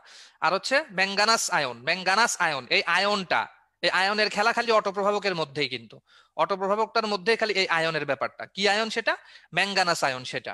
আর্সেনিক আর অ্যাসিটিক অ্যাসিড। তারপরে আবিষ্ট প্রভাবক আছে। আবিষ্ট প্রভাবকের বইয়ের মধ্যে এই যে এত বড় করে এরকম একটা বক্স করে দাগ দিয়ে রাখবা, যাতে জীবনে আর সোডিয়াম সালফাইডটা যে আবিষ্ট প্রভাবক এটার ভুল না হয়, ঠিক আছে।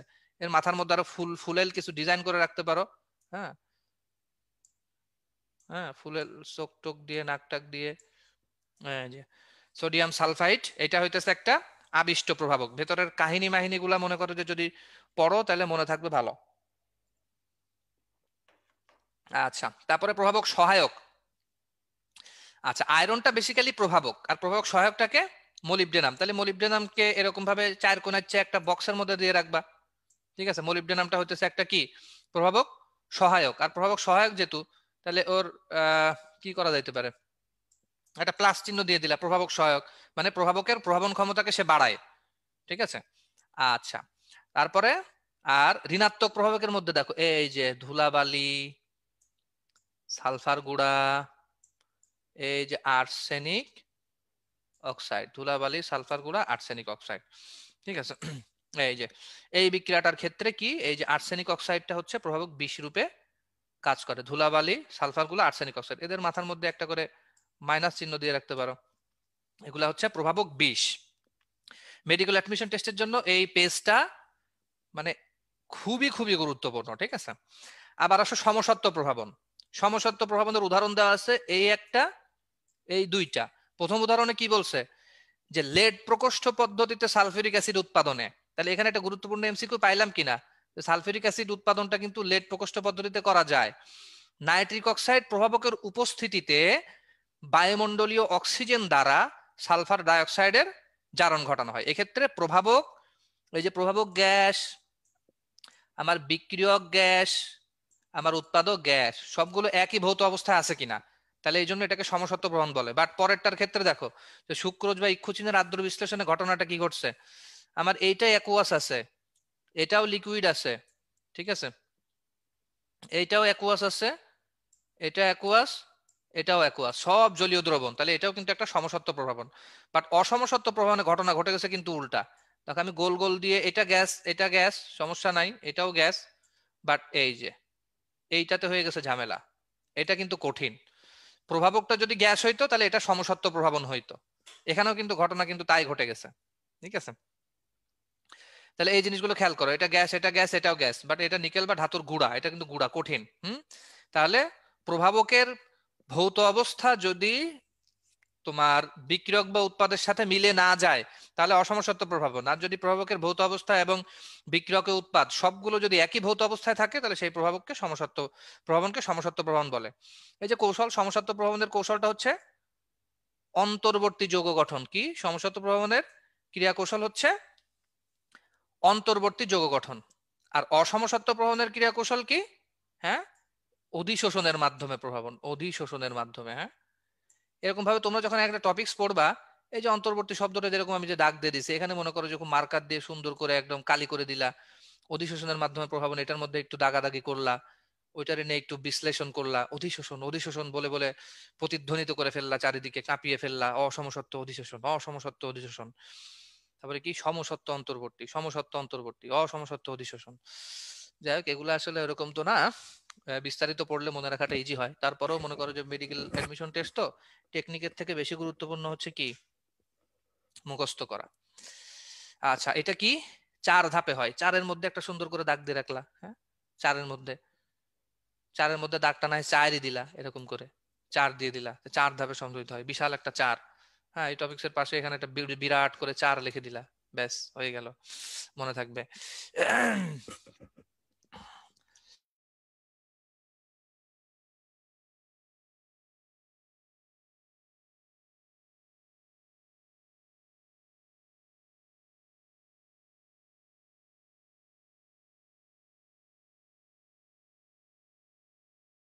জিনিস অটোমোবাইল কার্বন কনভার্টার ব্যবহার করা হয়। তোমরা তো মনে করো যে যখন বিয়ে শাদী করবা, আছে যে আবেগে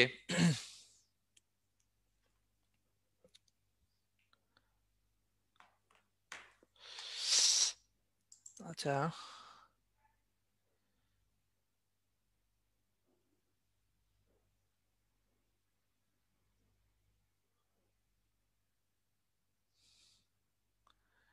আচ্ছা, সাউন্ড শোনা যাচ্ছে এবার?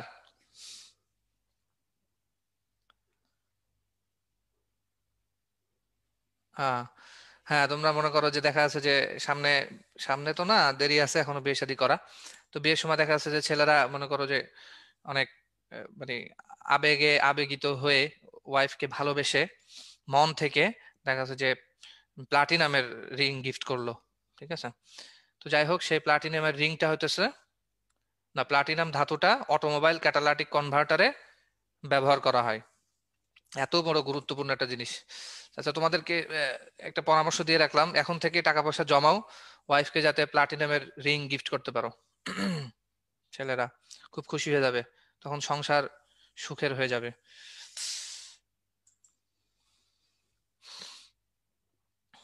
আচ্ছা,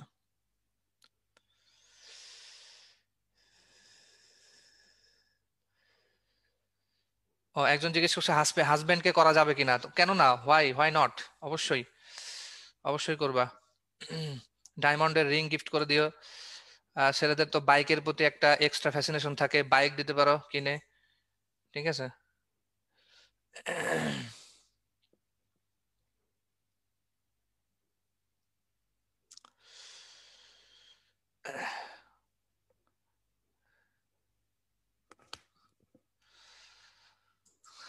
আচ্ছা, যাই হোক, আমরা প্লাটিনাম, হীরা, ডায়মন্ড এগুলো থেকে সরে আসি, আমরা পড়াশোনায় চলে আসি। এই যে একটা চার্ট আছে, এই চার্টটা দেখে তোমরা সবাই ভীত, সন্ত্রস্ত, আতঙ্কিত, শঙ্কিত। ঠিক আছে? তো এখন যেহেতু আতঙ্কিত, শঙ্কিত, ভীত, তারপরেও কিছু করার নেই, আমাদের আসলে মেডিকেল অ্যাডমিশন টেস্টের জন্য চারটা গুরুত্বপূর্ণ আছে। হুম, এখন গুরুত্বপূর্ণ যেহেতু আছে, এই জন্য এখানে একটা জিনিস দাগানো হয় নাই, এটা আমি একটু দাগাই দিই। 4 নম্বর পয়েন্টটা পড়তে হবে। ঠিক আছে? ওরা ভুল করে আসলে এই ঝামেলাটা করে ফেলছে। 4 নম্বর পয়েন্ট, স্টিম অ্যালকেন রিফর্মিং পদ্ধতিতে হাইড্রোজেন সংশ্লেষণে নিকেল প্রভাবক ব্যবহৃত হয়। স্টিম অ্যালকেন রিফর্মিং পদ্ধতিতে হাইড্রোজেন সংশ্লেষণে নিকেল প্রভাবক ব্যবহৃত হয়। আর যে দাগানো লাইনগুলো আছে সেগুলো পড়লে হবে। কিভাবে? যে স্পর্শ পদ্ধতিতে সালফিউরিক অ্যাসিড উৎপাদনের দ্বিতীয় ধাপে কোন প্রভাবকটা ব্যবহার করা হয়? ওই যে আমাদের সেই প্লাটিনাম প্রভাবকটা চলে আসলো আবার। আবার অসওয়ার্ড পদ্ধতিতে নাইট্রিক অ্যাসিড উৎপাদনের প্রথম ধাপেও কিন্তু আবার কি, ওই সেই প্লাটিনাম এবং রোডিয়াম। ঠিক আছে? প্লাটিনাম এবং রোডিয়াম।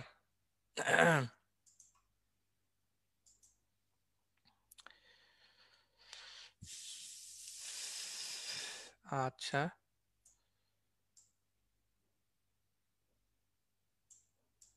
যে কটা দাগানো আছে সে কটা পড়লেই হবে। হ্যাঁ, যে কটা দাগানো আছে সে কটা পড়লেই হবে। ওই যে বললাম প্রশ্ন কিভাবে হয়, প্রশ্ন হচ্ছে অসওয়ার্ড পদ্ধতিতে নাইট্রিক অ্যাসিড উৎপাদনের প্রথম ধাপে কোন প্রভাবক ব্যবহার করা হয়? ঠিক আছে। আবার দেখা যাচ্ছে যে হেবার পদ্ধতিতে অ্যামোনিয়া উৎপাদনের ক্ষেত্রে কোন প্রভাবক ব্যবহার করা হয়, এরকম টাইপের প্রশ্ন আসবে। আচ্ছা, তারপরে এনজাইম প্রভাবকটা ছিল কিন্তু একটা কিন্তু অজৈব জিনিস, অজৈব, আর এনজাইমটা হইতেছে জৈব। ঠিক আছে, প্রভাবক ছিল অজৈব আর এনজাইমটাকে জৈব প্রভাবক বলা হয়। এনজাইম এক ধরনের প্রভাবক, বাট সেটা কিন্তু কি অজৈব, জৈব প্রভাবক। এনজাইম কি জৈব প্রভাবক, হ্যাঁ। আচ্ছা হ্যাঁ, ওই চার্টে যেগুলো দাগানো আছে সেগুলো পড়তে হবে, চার্টে যেগুলো দাগানো আছে সেগুলো পড়তে হবে। ঠিক আছে, আমি যে বললাম জাস্ট প্রশ্নের প্যাটার্নটা বললাম আর কি। প্রশ্ন অন্যভাবেও হতে পারে, ব্যবহার ভিত্তিকও হতে পারে, তবে এই চ্যাপ্টার থেকে ওই সারিটা থেকে মানে ওই বক্সটা থেকে প্রশ্ন আসার সম্ভাবনা, আমি যেভাবে বললাম মানে মাঝখানের দুইটা কলাম থেকে প্রশ্ন হওয়ার সম্ভাবনাটা বেশি, এই জন্য আমি এভাবে বললাম। হ্যাঁ, ব্যবহারটা সেকেন্ড পেপারের জন্য বেশি গুরুত্বপূর্ণ, এই জন্য ওভাবে বললাম না। তারপরেও যেহেতু একটা ওভারঅল এক্সাম হবে, এই জন্য পড়াটা জরুরি, অবশ্যই জরুরি। বাট ওইখান থেকে প্রশ্ন আসলে 2 নম্বর আর 3 নম্বর কলাম থেকে প্রশ্ন আসার সম্ভাবনা বেশি। এনজাইমের বৈশিষ্ট্য নিয়ে সেদিন অনেক পেঁচাপেচি করছিলাম, অনেক কিছু বলছিলাম, বাট আজকে আমি যেহেতু ওভারঅল রিভিউ দিচ্ছি, এখানে আর খুব বেশি লাফালাফি ঝাপাঝাপি না করাটাই বেটার হবে। তোমরা যেহেতু আগেই জেনে গেছো, একই কথা বারবার শুনতে বিরক্তিকর লাগে। এনজাইমের সংজ্ঞাটা পড়বা, এর মধ্যে অনেকগুলো বৈশিষ্ট্য দেওয়া আছে। প্রশ্ন এই স্টাইলে আসবে যে নিচের কোনটি এনজাইমের কি নাই, নিচের কোনটি এনজাইমের বৈশিষ্ট্য নয়, এইটা। তারপরে আবার হচ্ছে ইস্ট নামক উদ্ভিদ কোষ থেকে যে জাইমেজ এনজাইম নিঃসৃত হয় এটা জানতে হবে। ইস্ট নামক উদ্ভিদ কোষ থেকে নিঃসৃত হয় জাইমেজ এনজাইম, সেটা গ্লুকোজকে অ্যালকোহল এবং কার্বন ডাইঅক্সাইডে রূপান্তরিত করে। ঠিক আছে, আবার সয়াবিনে থাকে ইউরিয়াজ এনজাইম, এটা ইউরিয়াকে ভেঙে অ্যামোনিয়া এবং কার্বন ডাইঅক্সাইডে রূপান্তরিত করে। এনজাইমের বৈশিষ্ট্যের ক্ষেত্রে একটা এক্সট্রা গুরুত্ব দিবা, তো তার মধ্যে বেশি গুরুত্বপূর্ণ হইতেছে 37 ডিগ্রি সেন্টিগ্রেড টেম্পারেচার, আর পিএইচ এর মান হইতেছে 7। পিএইচ এর মান 7 আর 37 ডিগ্রি সেন্টিগ্রেড টেম্পারেচার, এই জায়গাটাতে কিন্তু তোমার প্রভাবক ভালো কাজ করে। ঠিক আছে, 37 ডিগ্রি সেন্টিগ্রেড টেম্পারেচার, পিএইচ আছে 7। আচ্ছা, তারপর দেখো এই যে বিক্রিয়াটা হাইড্রোজেন এবং আয়োডিনের বিক্রিয়া, যে হাইড্রোজেন আয়োডাইড উৎপন্ন হয়েছে, এই বিক্রিয়াটা যখন সাম্য অবস্থায় চলে যায়, প্রমাণিত হয়েছে যে সাম্য মিশ্রণে 80% হাইড্রোজেন আয়োডাইড আর 20% হাইড্রোজেন এবং আয়োডিন মিশ্রণে থাকে। 80% হাইড্রোজেন আয়োডাইড আর 20% হাইড্রোজেন ও আয়োডিন মিশ্রণ থাকে। তাহলে এই টপিকসটার পাশে এরকম করে বড় করে 80 আর 20 লিখে রাখবা, তাহলে মনে থাকবে, বড় করে লিখে রাখলা। আমরা এর আগেও আরো কিছু কিছু লিখে আসছি, যেমন 4 ধাপে সংগঠিত হয়, ওখানে 4 লিখে আসছি, 80-20। আর উভমুখী বিক্রিয়া একটা সাম্যাবস্থা, একটি গতিশীল অবস্থা, এটা কোনো স্থিতাবস্থা না। কারণ হাইড্রোজেন আর আয়োডিন নিজেদের মধ্যে বিক্রিয়া করে হাইড্রোজেন আয়োডাইড উৎপন্ন করতেছে। ঠিক আছে, হাইড্রোজেন এবং আয়োডিন নিজেদের মধ্যে বিক্রিয়া করে হাইড্রোজেন আয়োডাইড উৎপন্ন করতেছে। তো এখন এই বিক্রিয়াটা তোমার হচ্ছে যখন সম্মুখমুখী আর পশ্চাৎমুখী বিক্রিয়ার হার সমান হয়ে যাবে, তখন দেখে বাইরে থেকে দেখে মনে হবে যে বিক্রিয়া সংঘটিত হচ্ছে না, থেমে আছে। কি সমস্যা? কারণ কি? কারণ হচ্ছে যে সম্মুখমুখী আর পশ্চাৎমুখী বিক্রিয়ার হার সমান হয়ে গেছে, এই জন্য বাইরে থেকে দেখতে কি মনে হচ্ছে, স্থির মনে হচ্ছে, কিন্তু আসলে বিক্রিয়াটা স্থির না, বিক্রিয়াটা অস্থির।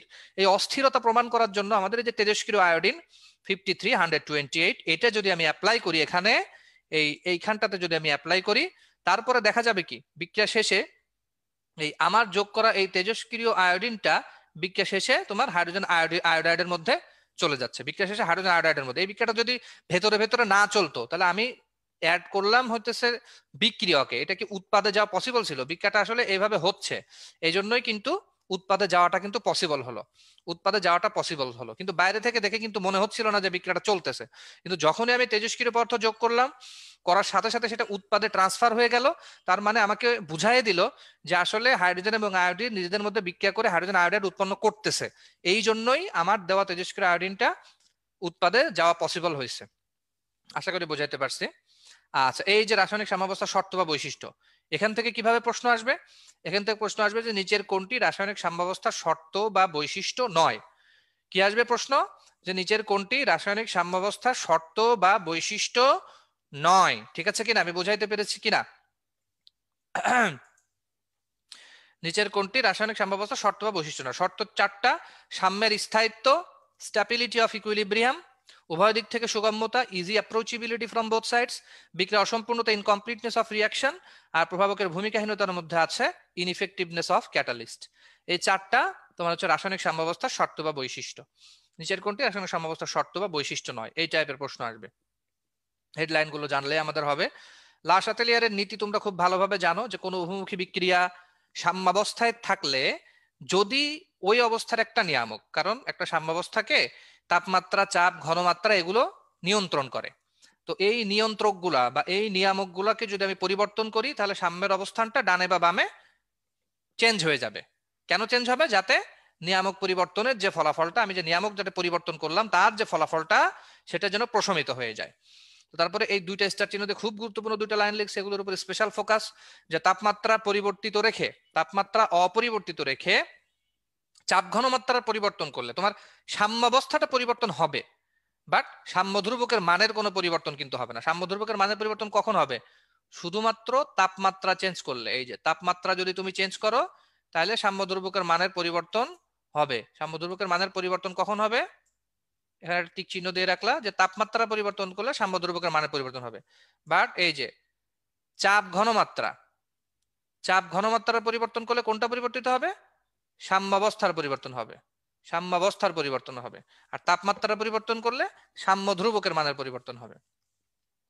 আচ্ছা, এই হেবার পদ্ধতিতে যে জিনিসগুলো আমি তো এখানে দাগানো লাইনগুলোর থেকে আমি আমার স্লাইডে সুন্দর করে ওখানে দিয়ে দিয়েছিলাম, যে হেবার পদ্ধতিতে অ্যামোনিয়া সংশ্লেষণের ক্ষেত্রে আমার কি প্রভাবক লাগবে, কি প্রভাবক সহায়ক লাগবে, তারপরে হচ্ছে তোমার অত্যানুকূল তাপমাত্রা কত, অত্যানুকূল চাপ কত, এগুলো আমার স্লাইডে আমি ওখানে দিয়ে দিয়েছিলাম।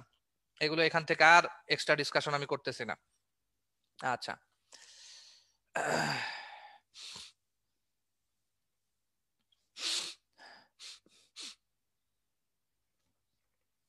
আচ্ছা, এই যে এমসিকিউ 4.7 কোনটি প্রভাবক 20?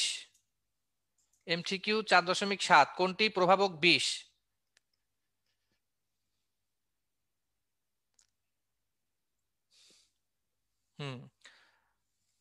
আর্সেনিক অক্সাইড, সি নাম্বার হচ্ছে তোমার প্রভাবক 20। আমরা কিন্তু পড়ে আসছিলাম, আর্সেনিক অক্সাইডটা ছিল কিন্তু আমাদের প্রভাবক 20। আচ্ছা, ভেরি গুড। আচ্ছা, তারপরে দেখো সাম্যাবস্থায় চাপের পরিবর্তনের প্রভাব আর সাম্যাবস্থায় তাপমাত্রা পরিবর্তনের প্রভাব, এই ব্যাপারটা কি আবার ডিসকাস করতে হবে? আমাকে একটু বলো তো, যে সাম্যাবস্থায় মানে তাপোৎপাদী বিক্রিয়ার ক্ষেত্রে তাপ বাড়ালে বিক্রিয়া সামনে পেছনে যায়, আর তাপহারী বিক্রিয়ার ক্ষেত্রে তাপ বাড়ালে বিক্রিয়া সামনে পেছনে কিভাবে যায়, এটা কি আমাকে ব্যাখ্যা করতে হবে আবার?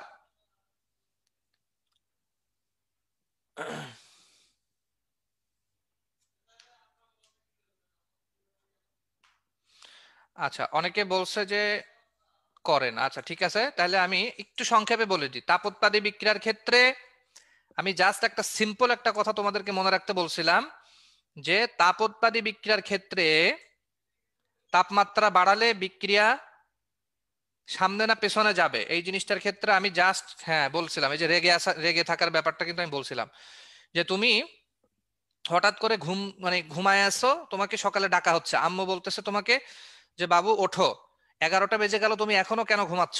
পড়ে পড়ে খালি সারাদিন তো ঘুমাও, পড়ালেখা নেই, গেমস খেলো আর হচ্ছে ঘুমাও। 11টা বেজে গেল, এখন উঠে পড়ো, তোমার খাওয়া দাওয়া করতে হবে, ওঠো। তো তুমি উঠলা, উঠে দেখলা যে সকাল 8টা বাজে, তখন তোমার কেমন লাগবে? তখন কি তোমার ভালো লাগবে যে বললো 11টা বলে আমার আমার সাথে এরকম, কেন এরকম করলো আমার সাথে, হ্যাঁ এরকম একটা মনে হবে তোমার কাছে, ঠিক আছে? তো বিষয়টা হচ্ছে যে এরকম তাপোৎপাদী বিক্রিয়া একটা রাগান্বিত বিক্রিয়া, রেগে আছে প্রচন্ড, ঠিক আছে? আর কেউ রেগে থাকলে তাকে যদি চড়থাপ্পড় তুমি দাও, তাহলে কি সে তোমার কথা শুনবে? সে কিন্তু তোমার কথা শুনবে না। তো তাপোৎপাদী বিক্রিয়া যেহেতু নিজেই রেগে আছে, হট বিক্রিয়া, নিজে তাপ উৎপন্ন করতেছে, তার তাপের কোনো প্রয়োজন নাই, তুমি তাকে দিয়ে দিলে আরো তাপ, সে মনে করো রেগে মেগে ফায়ার হয়ে পেছনে চলে আসবে।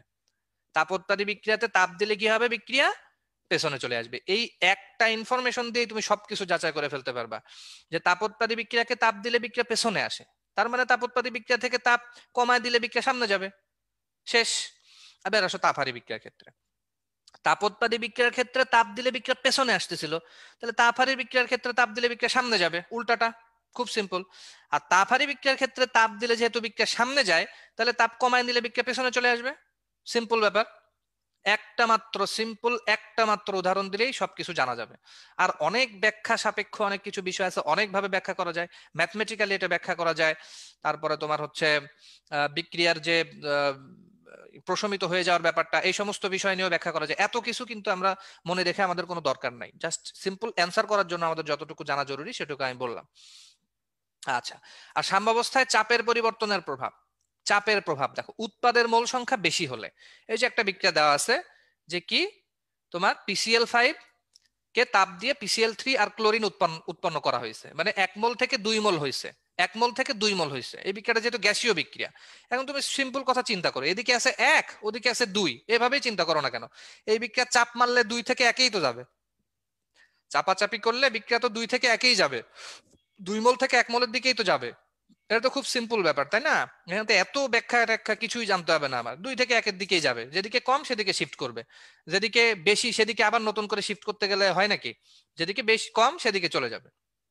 আবার এখানে কি, এই যে নাইট্রোজেন হাইড্রোজেন এর বিক্রিয়ায় অ্যামোনিয়া হয়েছে, 4 থেকে 2 মোল হয়েছে, তার মানে কি এই বিক্রিয়া চাপ দিলে বিক্রিয়া সামনে যাবে, সিম্পল ব্যাপার, 4 থেকে 2 এর দিকে যাবে। অর্থাৎ উৎপাদের মোল সংখ্যা যদি কম হয় তাহলে বিক্রিয়া সামনের দিকে যাবে, আর উৎপাদের মোল সংখ্যা যদি বেশি হয় তাহলে বিক্রিয়া পেছনের দিকে যাবে।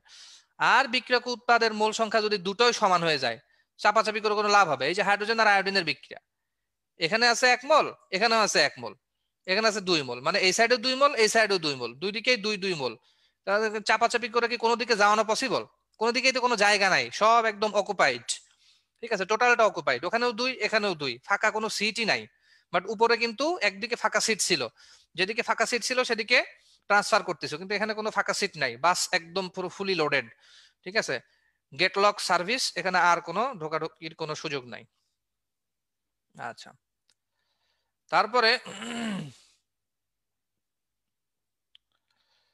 আমরা চলে যাব এখানের বিষয়গুলো, আমরা হ্যাঁ এখানের বিষয়গুলো আমরা স্লাইডে ডিসকাস করে ফেলেছিলাম।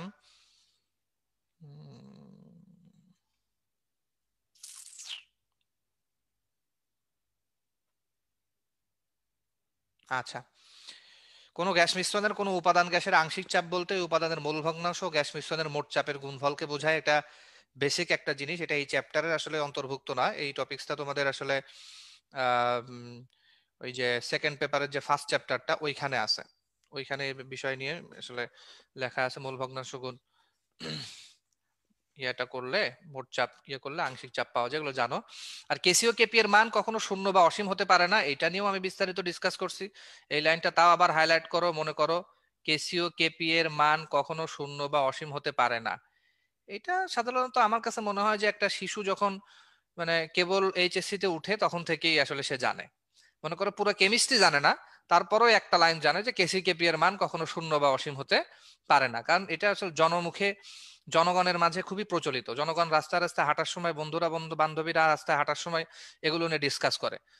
আর যদি কোনোদিন ডিসকাস নাও করে থাকে তারপর আমার এই গল্পটা মনে রাখো যে কোন জিনিসটা সবাই ডিসকাস করে, সেটা হচ্ছে কেসিও কেপি এর মান শূন্য বা অসীম হতে পারে না, এই জিনিসটা ডিসকাস করে, সবাই করে, তোমরা যারা করনি তারা আজকে থেকে ডিসকাস করবা আবার, যে কেসিও কেপি এর মান কখনো শূন্য বা অসীম হতে পারে না। আচ্ছা, তারপরে কেসি কেপি এর একক এর ক্ষেত্রে একটা বিষয় আছে যে কেসি কেপি এর আসলে একক আছে কিনা। হ্যাঁ, এখন তোমাদের এই বইতে যে এখানে লেখছে যে কেসি কেপি এর কোনো একক হবে না, বাট সঞ্জিত স্যারের বইতে দেখবা যে এটা নিয়ে আবার কথা বলা আছে যে একক আছে। তো একক আছে, এটা যদি আমি ধরি তাহলে আমাদের এককটা বের করতে হবে কিভাবে? আমাদের কেসি এর একক বের করার ক্ষেত্রে আমাদের করতে হবে কি, মোল পার লিটার, এই যে mole per litre to the power del N, ঠিক আছে, mole per litre to the power del N, বোঝাইতে পারছে কিনা? Mole per litre to the power del N. এখন এই ডেল এনটা কি? এই ডেল এনটা হচ্ছে এই যে উৎপাদের মোল সংখ্যা মাইনাস বিক্রিয়কের মোল সংখ্যা, উৎপাদের মোল সংখ্যা মাইনাস বিক্রিয়কের মোল সংখ্যা দিলেই যে কোনো একটা বিক্রিয়ার কেসি এর মান বের করে ফেলতে পারবা। আর কেপি কি? Atmosphere to the power del N. Del এনটা কি? একই, উৎপাদের মোল সংখ্যা মাইনাস বিক্রিয়কের মোল সংখ্যা, আর বিক্রিয়া যেহেতু গ্যাসীয় তাহলে সেক্ষেত্রে কেপি হবে। হ্যাঁ, কেপি বের করতে হলে অ্যাটমসফিয়ার, আর যদি মোলার ঘনমাত্রা অর্থাৎ জলীয় দ্রবণের কোনো বিক্রিয়া হয় তাহলে mole per litre to the power del N. আশা করি বুঝতে পারছো, এখান থেকে যদি কোশ্চেন আসে পারবা। আচ্ছা, যেমন ধরো আমি এই যে হাইড্রোজেন আর আয়োডিনের বিক্রিয়ায় যে তোমার হাইড্রোজেন আয়োডাইড উৎপন্ন বা এই বিক্রিয়াটার ক্ষেত্রে ধরো না কেন, এই বিক্রিয়ার ক্ষেত্রে আমি কেসি এর মান বের করব, তাহলে আমার কি করতে হবে? মোল পার লিটার আর to the power del N দিতে হবে, তাই না? তাহলে to the power del N দিলে এখানে ডেল এন কত বলছে যে উৎপাদের মোল সংখ্যা মাইনাস বিক্রিয়কের মোল সংখ্যা, এখানে উৎপাদের মোল সংখ্যা কত? 2, আর বিক্রিয়কের মোল সংখ্যা কত? 2, তাহলে 2 মাইনাস 2, তাহলে 2 মাইনাস 2 কত? 0। তাহলে mole per litre to the পাওয়ার 0 মানে কি? কোনো কিছু পাওয়ার 0 মানে কি? 1। ঠিক আছে, তাহলে একক হয়ে গেল। আচ্ছা, তারপরে আমরা চলে আসি হচ্ছে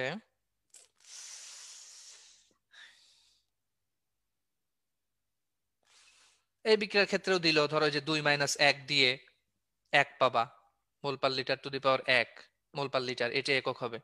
আর আগেরটার ক্ষেত্রে তো মোল পার লিটার টু দি পাওয়ার 0 ছিল, মানে 1 হয়ে গেছিল, একক আর ওরকম আলাদা করে আর ছিল না। আশা করি বুঝাইতে পারছি। এভাবে একক বের করবা। এই টাইপের ইয়া আসতে পারে, একটা বিক্রিয়া দিয়ে বলবে যে এই বিক্রিয়ার ক্ষেত্রে কেসি এর একক কি, এই বিক্রিয়ার ক্ষেত্রে কেপি এর একক কি। হ্যাঁ, এই টাইপের প্রশ্ন আসতে পারে। আচ্ছা, সাম্য ধ্রুবক কেসি এর তাৎপর্য যে 3টা পয়েন্ট, এই 3টা পয়েন্ট শুধুমাত্র পড়লেই হবে। এখানকার যে 3টা লাইন আছে, এই দাগানো লাইনগুলো পড়লে হবে। কিউসি কেসি নিয়ে আমি আগেও বলছি।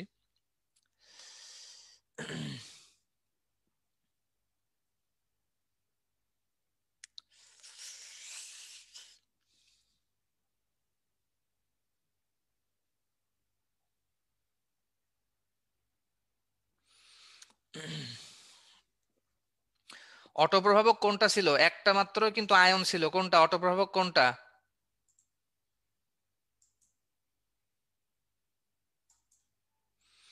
ম্যাঙ্গানাস আয়ন হচ্ছে অটোপ্রভাবক। ম্যাঙ্গানাস আয়নটা হচ্ছে অটোপ্রভাবক ছিল। আচ্ছা, এই দাগানো লাইন বিশুদ্ধ পানির পরিবাহিতা, অতি বিশুদ্ধ পানি অতি সামান্য পরিমাণ বিদ্যুৎ পরিবহন করে, কেডব্লিউ কে পানির আয়নিক গুণফল বলা হয়, এগুলো নিয়ে জানো। তারপরে special attention to 25 degree centigrade তাপমাত্রায় পানির আয়নিক গুণফল, এটা হচ্ছে 1 ইন্টু 10⁻14, 1 ইন্টু 10⁻14। তো এইটা আমরা যখন পড়ছিলাম আমার মনে আছে যে পানির আয়নিক গুণফল এই হাইড্রোনিয়াম আয়নের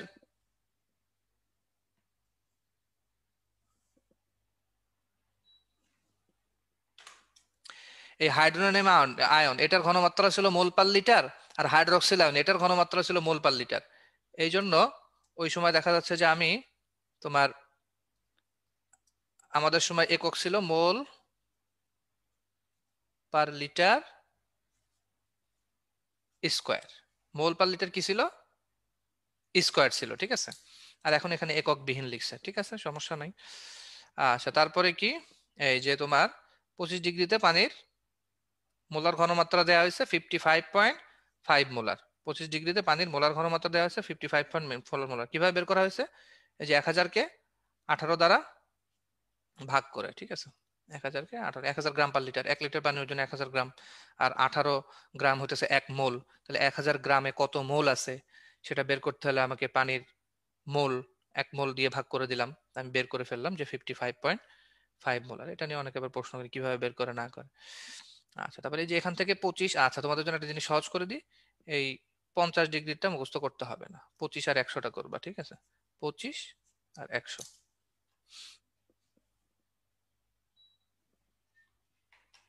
আচ্ছা, তারপরে আমরা চলে আসি যে হ্যাঁ, অম্ল ক্ষারকের বিয়োজন মাত্রা এর শত পরিমাণকে ওই অম্ল বা ক্ষারকের শতকরা বিয়োজন বলে। সংজ্ঞাটা জাস্ট একটু রিডিং দিও, গুরুত্বপূর্ণ না। এইখান থেকে তোমাদের এই সমীকরণটা যে আলফা সমানুপাতিক 1/√c, আলফা সমানুপাতিক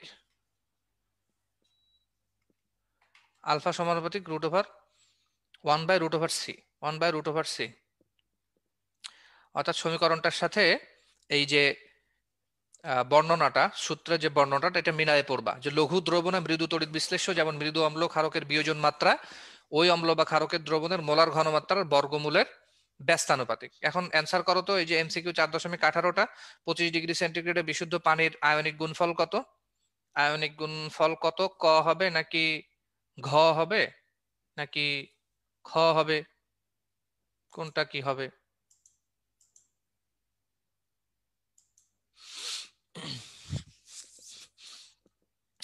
ক অ্যান্সার হবে, ঠিক আছে। প্রযোজ্যতা পড়বা। প্রযোজ্যতা এখান থেকেও আছে, আবার তোমাদের ডাইজেস্টের মধ্যেও সুন্দর করে প্রযোজ্যতা দেওয়া আছে যে মৃদু অম্ল, মৃদু ক্ষারক এবং মৃদু তড়িৎ বিশ্লেষ্য পদার্থের বেলায় এই সূত্রটা প্রযোজ্য হবে। কখনোই মনে করো যে তীব্র অম্ল, তীব্র ক্ষারক এগুলোর ক্ষেত্রে কিন্তু এটা কখনোই প্রযোজ্য হবে না। তীব্র অম্ল, তীব্র ক্ষারকের ক্ষেত্রে কিন্তু এটা প্রযোজ্য হবে না। অসীম লঘুতায় মৃদু অম্ল মৃদু ক্ষারক সম্পূর্ণরূপে বিয়োজিত হয়, তীব্র অম্ল তীব্র ক্ষারক মোলার ঘনমাত্রা সম্পূর্ণরূপে বিয়োজিত হয়। ফলে তাদের ক্ষেত্রে সাম্যাবস্থা থাকে না বলে লঘুকরণ সূত্র প্রযোজ্য হয় না। মানে তীব্র অম্ল তীব্র ক্ষারকের ক্ষেত্রে সাম্যাবস্থা থাকে না, এজন্য এদের ক্ষেত্রে কিন্তু এই সূত্রটা কোনোভাবে অ্যাপ্লিকেবল না। আচ্ছা, কে এ এর কোনো একক নেই, কে বি এর কোনো একক নেই। এগুলার সংজ্ঞাটা একবার রিডিং দিলেও চলে, না দিলেও চলে, তোমরা যদি নাও পড়ো কোনো সমস্যা নাই। আচ্ছা, যেখানে যে কে এর মান যত বেশি হয় অম্লটি তত বেশি শক্তিশালী হয়। Hydrochloric acid, nitric acid, sulphuric acid, এগুলো খুবই খুবই শক্তিশালী অ্যাসিড, কারণ এগুলোর কে ভ্যালু অনেক বেশি। বাট অ্যাসিটিক অ্যাসিড, এই যে অ্যাসিটিক অ্যাসিড যেটা, এই দেখো অ্যাসিটিক অ্যাসিড, এটা কিন্তু কোনো শক্তিশালী অ্যাসিড না, এটার কে ভ্যালু কিন্তু খুব কম। এটা একটা দুর্বল অ্যাসিড, ঠিক আছে। কেবি এর ক্ষেত্রেও একই একক নাই, সংজ্ঞাটা দেখলা। শক্তিশালী কোনগুলা, এই যে সোডিয়াম হাইড্রোক্সাইড, পটাশিয়াম হাইড্রোক্সাইড, এগুলো শক্তিশালী। দ্যাট অ্যামোনিয়াম হাইড্রোক্সাইড কিন্তু একটা দুর্বল খান, কেবি ভ্যালু কম, দুর্বল খান, কেবি ভ্যালু কম। অ্যাসিটিক অ্যাসিডের এই যে কে ভ্যালুটা একটু মুখস্থ করো, 1.8 × 10⁻⁵। হাইড্রোসায়ানিক অ্যাসিড, এটা মুখস্থ করবা, থাক, এটা মুখস্থ করার দরকার নেই, এটা কেটে দিলাম। হাইড্রোসায়ানিক অ্যাসিড মুখস্থ করার দরকার নেই, বাদ, ওটা বাদ। এখান থেকে তোমরা হচ্ছে স্পেশাল অ্যাটেনশন দিবা 7 নম্বর আর 8 নম্বরের ক্ষেত্রে, একদম স্পেশাল অ্যাটেনশন, এই দুটা জানতেই হবে, ফরজ।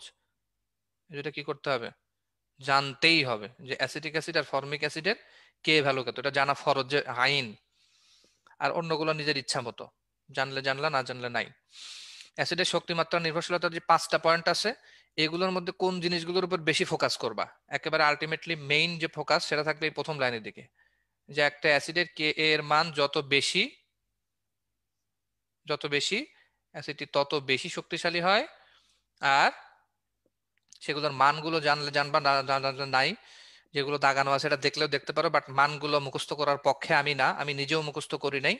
এগুলো আসলে আসলে মনেও থাকে না, মুখস্থ করার দরকার নাই। এখন এই টাইপের হার্ড প্রশ্ন মেডিকেল অ্যাডমিশন টেস্টে না আসার সম্ভাবনা 99%, ঠিক আছে।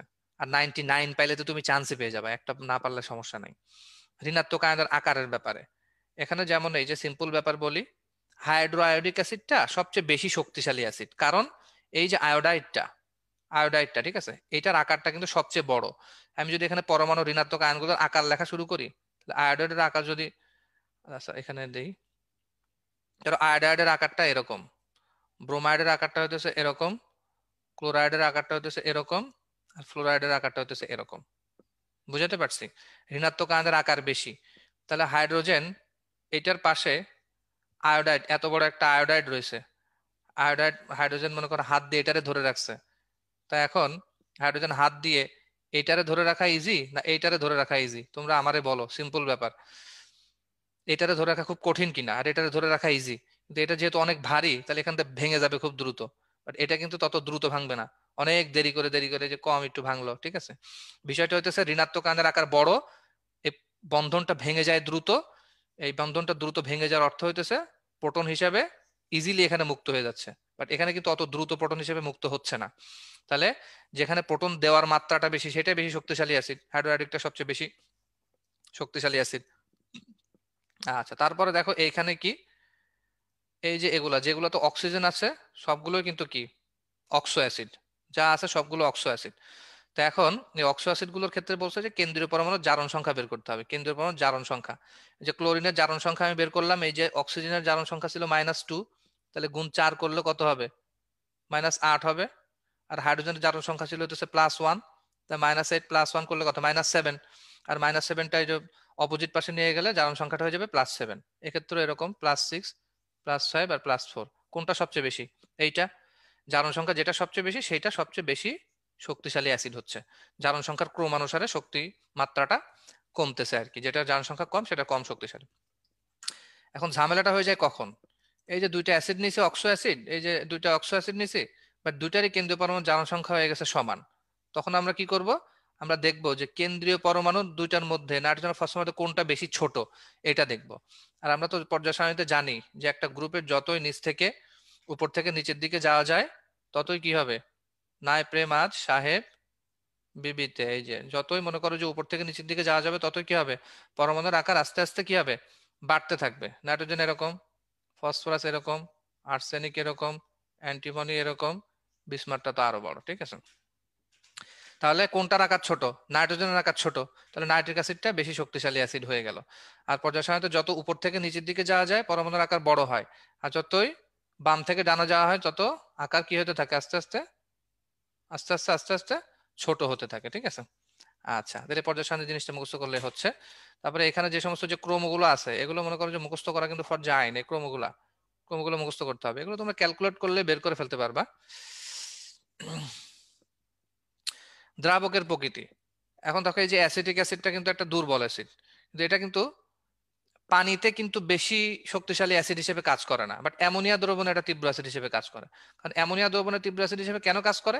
অ্যামোনিয়া কিন্তু একটা শক্তিশালী ক্ষার, ঠিক আছে, অ্যামোনিয়া কিন্তু একটা শক্তিশালী ক্ষার, কিন্তু এই পানি যেটা তোমার এই যে পানি, হুম, পানিটা কিন্তু শক্তিশালী ক্ষার না, পানিটা কম শক্তিশালী ক্ষার, বাট অ্যামোনিয়া কিন্তু শক্তিশালী ক্ষার। এই শক্তিশালী ক্ষার দ্রবণে এটা ভালো অ্যাসিড হিসেবে কাজ করে, কিন্তু এই পানিতে কিন্তু অ্যাসিটিক অ্যাসিড বেশি শক্তিশালী অ্যাসিড হিসেবে কাজ করতে পারবে না, একটা দুর্বল অ্যাসিড হিসেবে কাজ করবে। জানানো লাইনগুলো তো আছে, তখন এগুলো ইজিলি জানো। কে কে বি গুণফল করলে যে কে ডাব্লিউ হয় পানির আয়নিক গুণফল, কে ডাব্লিউ এর পানির আয়নিক গুণফলের মান কত? 1 × 10⁻14, তাই না? 10⁻14 একক নাই বা আছে, আছে থাকলে আমি তো বললামই কিভাবে, আর একক নাই যেহেতু 1 × 10⁻14। আর অনেকে আবার একটু কনফিউজ হয়ে যায়, 1 নাই, 10⁻14, শুধু এটা হলেও কিন্তু হবে, 1 থাকতে হবে এরকম কিন্তু কিছু নাই।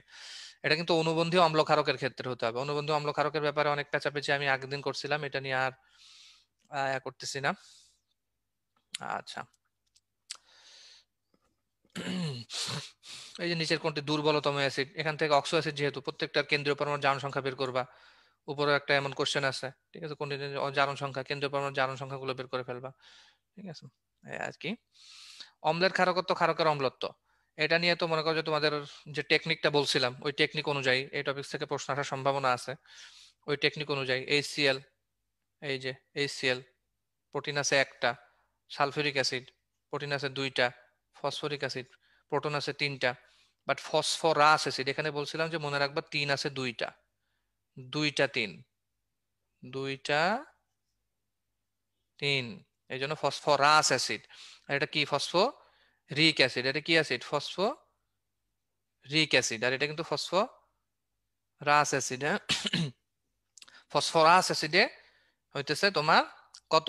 ক্ষারকত্ব 2, বাট ফসফরিক অ্যাসিডে ক্ষারকত্ব 3, এটা মনে রাখবা। H3PO4, H3PO4 4, এটাতে হইতেছে ক্ষারকত্ব 3, আর H3PO3 ক্ষারকত্ব 2, এটা মনে রাখবা। আর এই সমস্ত জায়গায় হাইড্রোজেনের সংখ্যা দিয়ে মনে রাখবা, এই দুটার ক্ষেত্রে হাইড্রোজেন একটা, হাইড্রোজেন দুইটা, আর এই যে হাইড্রোজেন তিনটা।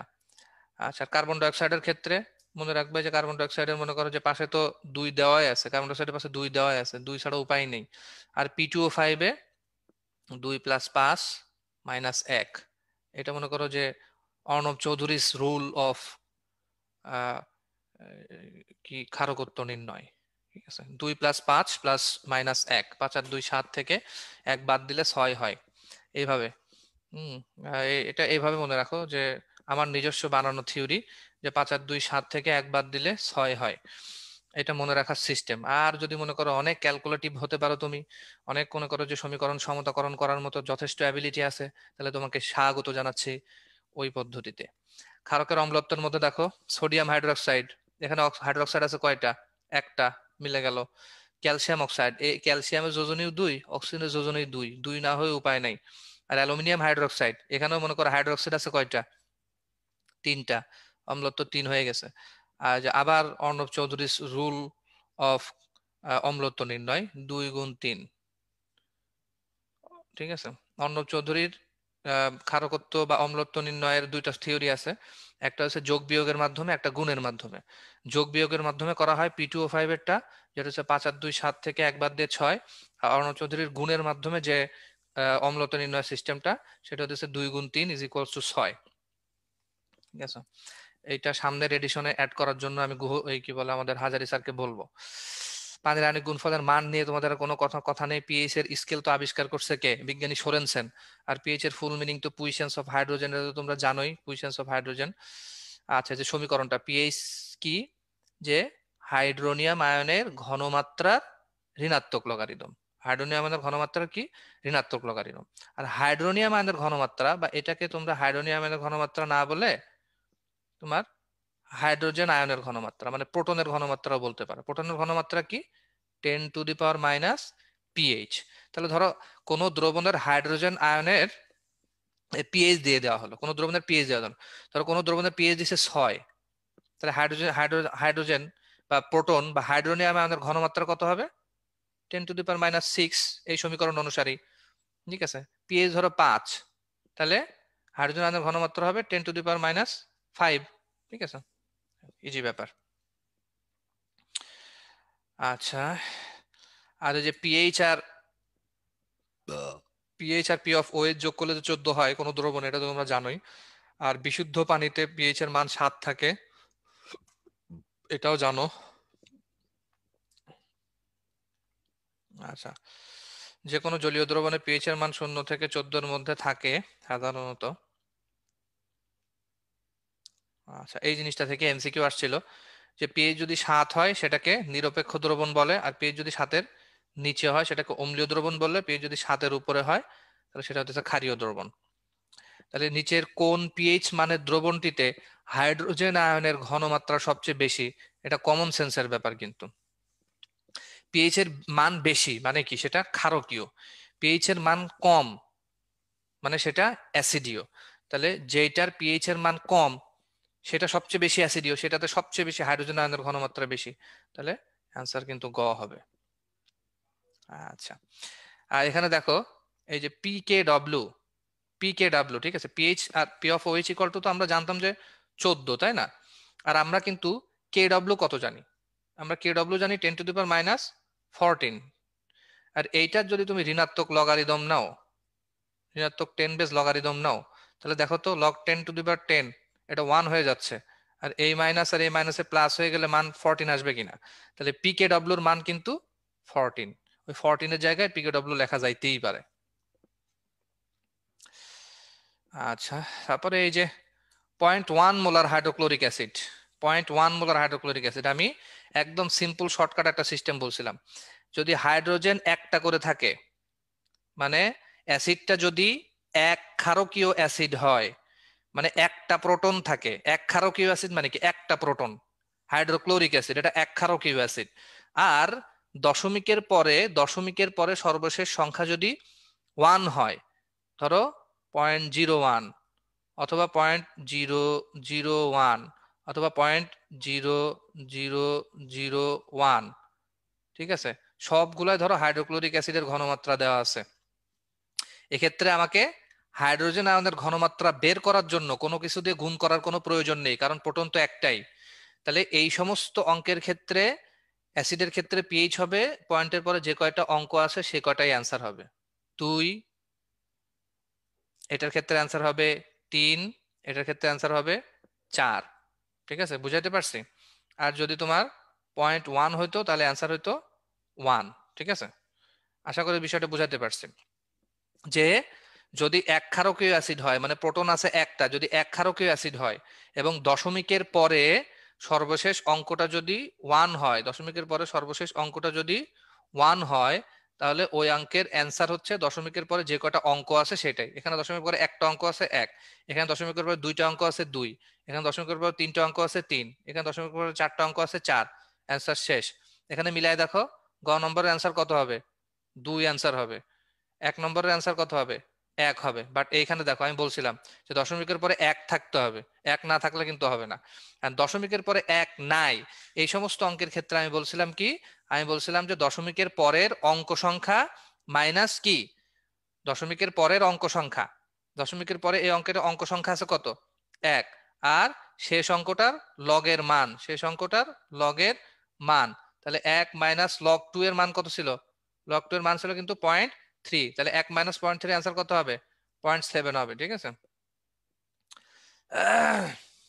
হুম, 0.7 হবে, এই যে 0.7, ঠিক আছে, 0.7। এখানে এই যে অ্যান্সারটা আসছে 0.69, কাছাকাছি, একদম কাছাকাছি আর কি, কাছাকাছি ভ্যালু 0.7ই অ্যান্সার দেওয়া থাকবে, তাহলে 0.6 এরকম। তাহলে লগের মানের ক্ষেত্রে কিন্তু আমি বলে দিছিলাম এই যে লগ 2 এর মানটা হবে হচ্ছে 0.3, লগ 3 এর মানটা হবে হচ্ছে 0.5, লগ 4 এর মানটা হবে 0.6, লগ 5 এর মানটা হবে 0.7, লগ 6 এর মানটা হবে 0.8। আমি এই কটা মান কিন্তু তোমাদের মুখস্থ করিতে বলেছিলাম। ও আমার প্রিয় ভাইরা, আপনারা একটু খেয়াল করেন 0.005 বলা সালফিউরিক অ্যাসিড অঙ্কের ক্ষেত্রে কি নিয়ম। আচ্ছা, আমরা হাইড্রোক্লোরিক অ্যাসিডের ক্ষেত্রে দেখছিলাম, বাট সালফিউরিক অ্যাসিডের ক্ষেত্রে আরো একটু শর্টকাট নিয়ম আছে, যে অ্যাসিডটা যদি সালফিউরিক অ্যাসিড হয় তাহলে আমাদের সেক্ষেত্রে অ্যান্সার হবে কি, অ্যাসিডটা যদি সালফিউরিক অ্যাসিড হয় সেক্ষেত্রে আমাদের অ্যান্সার হবে দশমিকের পরে যে কটা শূন্য আছে সে কটাই অ্যান্সার। তাহলে এই অঙ্কটা যদি 0.05 হতো, এই অঙ্কটার অ্যান্সার হতো কত, 1। এই অঙ্কটা যদি 0.005 মোলার সালফিউরিক অ্যাসিড হতো, এই অঙ্কটার অ্যান্সার হতো 2, প্রথম করে শূন্য যে কয়টা। এই অঙ্কটা যদি 0.0005 থাকতো, এই অঙ্কটার অ্যান্সার হতো 3। শর্ত কিন্তু বলে দিছি, শর্ত হচ্ছে হতে হবে সালফিউরিক অ্যাসিড, আর শেষ অঙ্কটা হতে হবে কত, 5, শেষ অঙ্কটা হতে হবে 5। তাইলে হতেছে আমার এই মাহাদিস অর্ণব চৌধুরীর রুলটা কিন্তু ফলো করা যাবে, ঠিক আছে। আচ্ছা,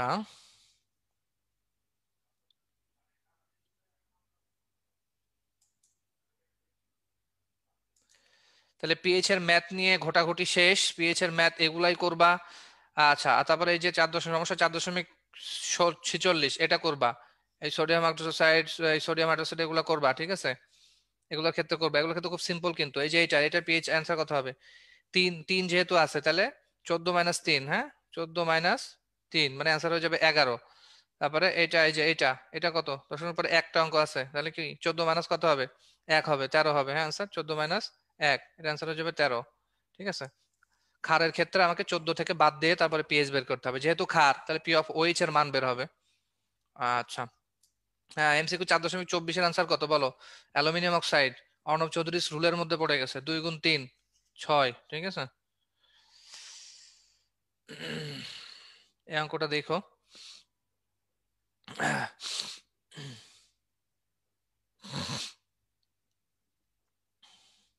আচ্ছা, এই যে কোন দ্রবণের পিএইচ এর মান 0 থেকে কম এবং 14 থেকে বেশি হতে পারে কি, হ্যাঁ পারে, পারে, এটুকু জানলে হবে।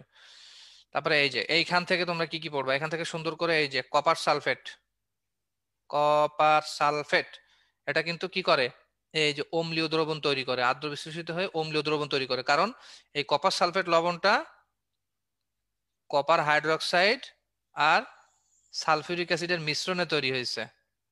এই সালফিউরিক অ্যাসিডটা একটা শক্তিশালী অ্যাসিড কিনা, শক্তিশালী অ্যাসিড, কপার হাইড্রোক্সাইড কিন্তু একটা দুর্বল ক্ষার, যেহেতু শক্তিশালী অ্যাসিড থেকে উৎপন্ন হয়েছে এই জন্য এটা দ্রবণে আদ্র বিশ্লেষিত হয়ে একটা অম্লীয় দ্রবণ তৈরি করবে। এরকম আরো কিছু কিছু উদাহরণগুলা পড়বা, ঠিক আছে। তারপরে এই যে অ্যামোনিয়াম ক্লোরাইড, এটাও কিন্তু, এটা কোথা থেকে হয়েছে, অ্যামোনিয়াম হাইড্রোক্সাইড আর হাইড্রোক্লোরিক অ্যাসিড থেকে হয়েছে। হাইড্রোক্লোরিক অ্যাসিড একটা শক্তিশালী অ্যাসিড কিনা, অবশ্যই শক্তিশালী অ্যাসিড, তাহলে এটাও কিন্তু জলীয় দ্রবণে আদ্র বিশ্লেষিত হয়ে অম্লীয় হবে। আর উদাহরণগুলো দেওয়া আছে, এই যে উদাহরণগুলো পড়বে, ammonium nitrate, silver nitrate, zinc chloride, ঠিক আছে, এই উদাহরণগুলো পড়বা। আর এক্ষেত্রে দেখো সোডিয়াম কার্বনেট, একটাই বলি, সোডিয়াম কার্বনেট, সোডিয়াম হাইড্রোক্সাইড আর কোথা থেকে হয়েছে, কার্বনিক অ্যাসিড থেকে হয়েছে, কার্বনিক অ্যাসিড থেকে। কার্বনিক অ্যাসিড কি শক্তিশালী অ্যাসিড না, সোডিয়াম হাইড্রোক্সাইড কিন্তু একটা শক্তিশালী ক্ষার, তাহলে এটা জলীয় দ্রবণে আদ্র বিশ্লেষিত হয়ে ক্ষারীয় দ্রবণ তৈরি করবে। আমাকে দেখতে হবে যে কোনটা বেশি শক্তিশালী, অ্যাসিডটা নাকি ক্ষারটা।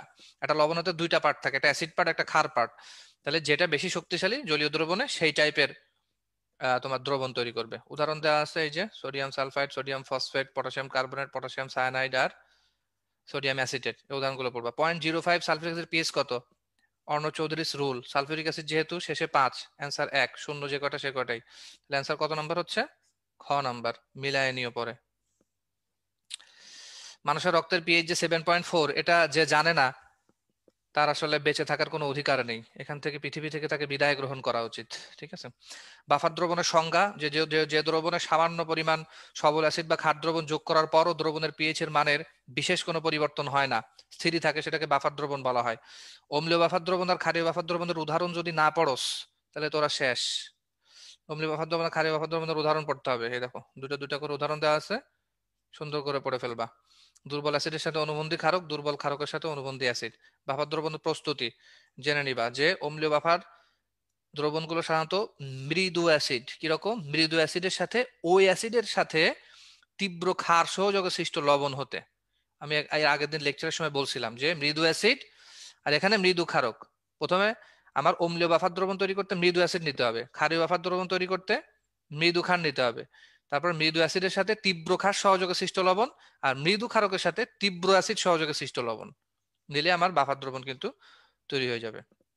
সমীকরণে দেখো লবণ সবসময় উপরে, অম্লীয় দ্রবণের পিএইচ গণনা সমীকরণে অম্ল নিচে, আর ক্ষারীয় দ্রবণের পিএইচ গণনা সমীকরণে হ্যাঁ ক্ষার নিচে, লবণ দুইটার ক্ষেত্রে উপরে। 14 মাইনাস পিকেবি মাইনাস লগ লবণ বাই ক্ষার, আর ওখানে ছিল 14 প্লাস লগ লবণ বাই অম্ল। আচ্ছা, যে জিনিসগুলো খুব বেশি গুরুত্বপূর্ণ আমি সেগুলোতে হাইলাইট করতেছি। আচ্ছা,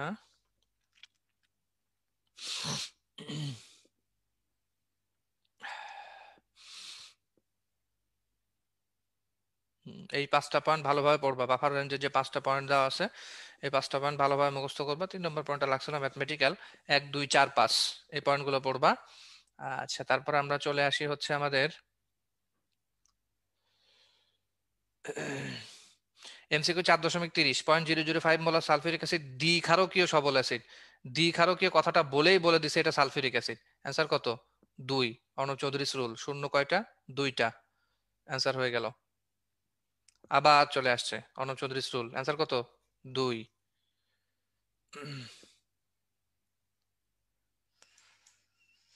25 ডিগ্রিতে বিশুদ্ধ পানির পিএইচ কত?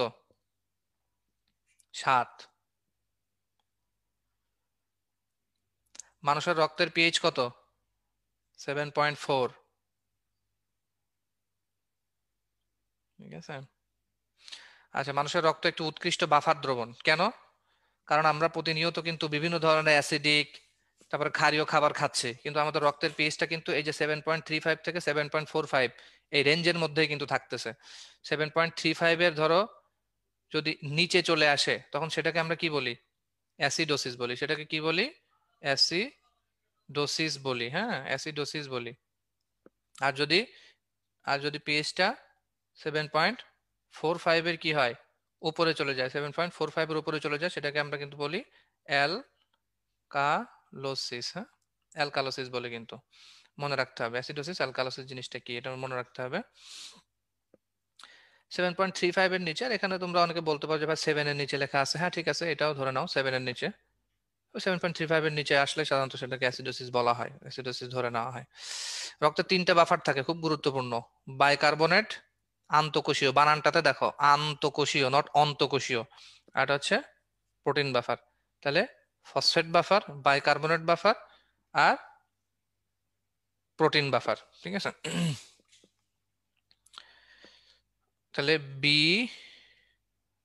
F P, BFP. হ্যাঁ, বিএফপি, বিএফ দিয়ে তো বয়ফ্রেন্ডও হয়, আর বয়ফ্রেন্ড পি, এই 3টা শব্দ দিয়ে মনে রাখো যে বাইকার্বনেট বাফার, ফসফেট বাফার আর প্রোটিন বাফার, বিএফপি।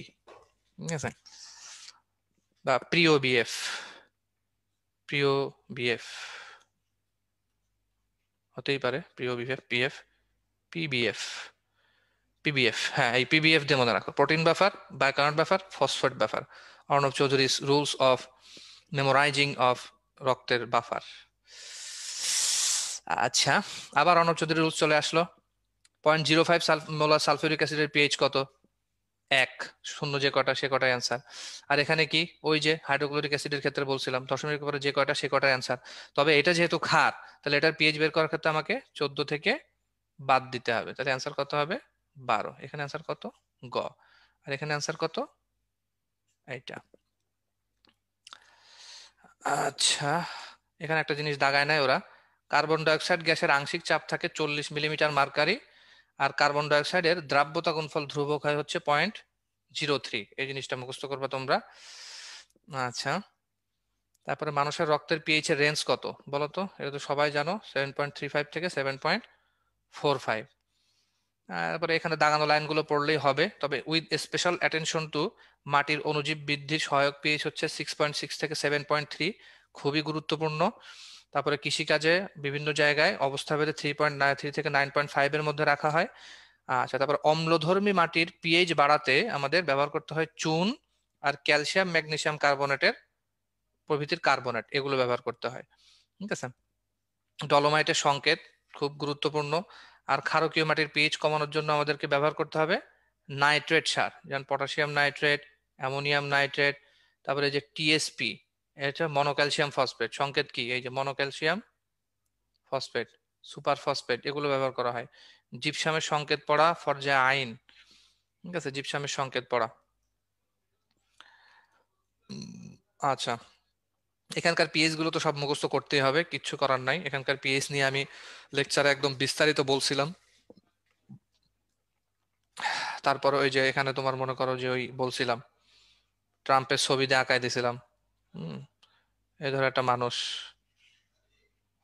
ঠিক আছে, দাঁড়ায় আছে, হাত পা আছে কিছু।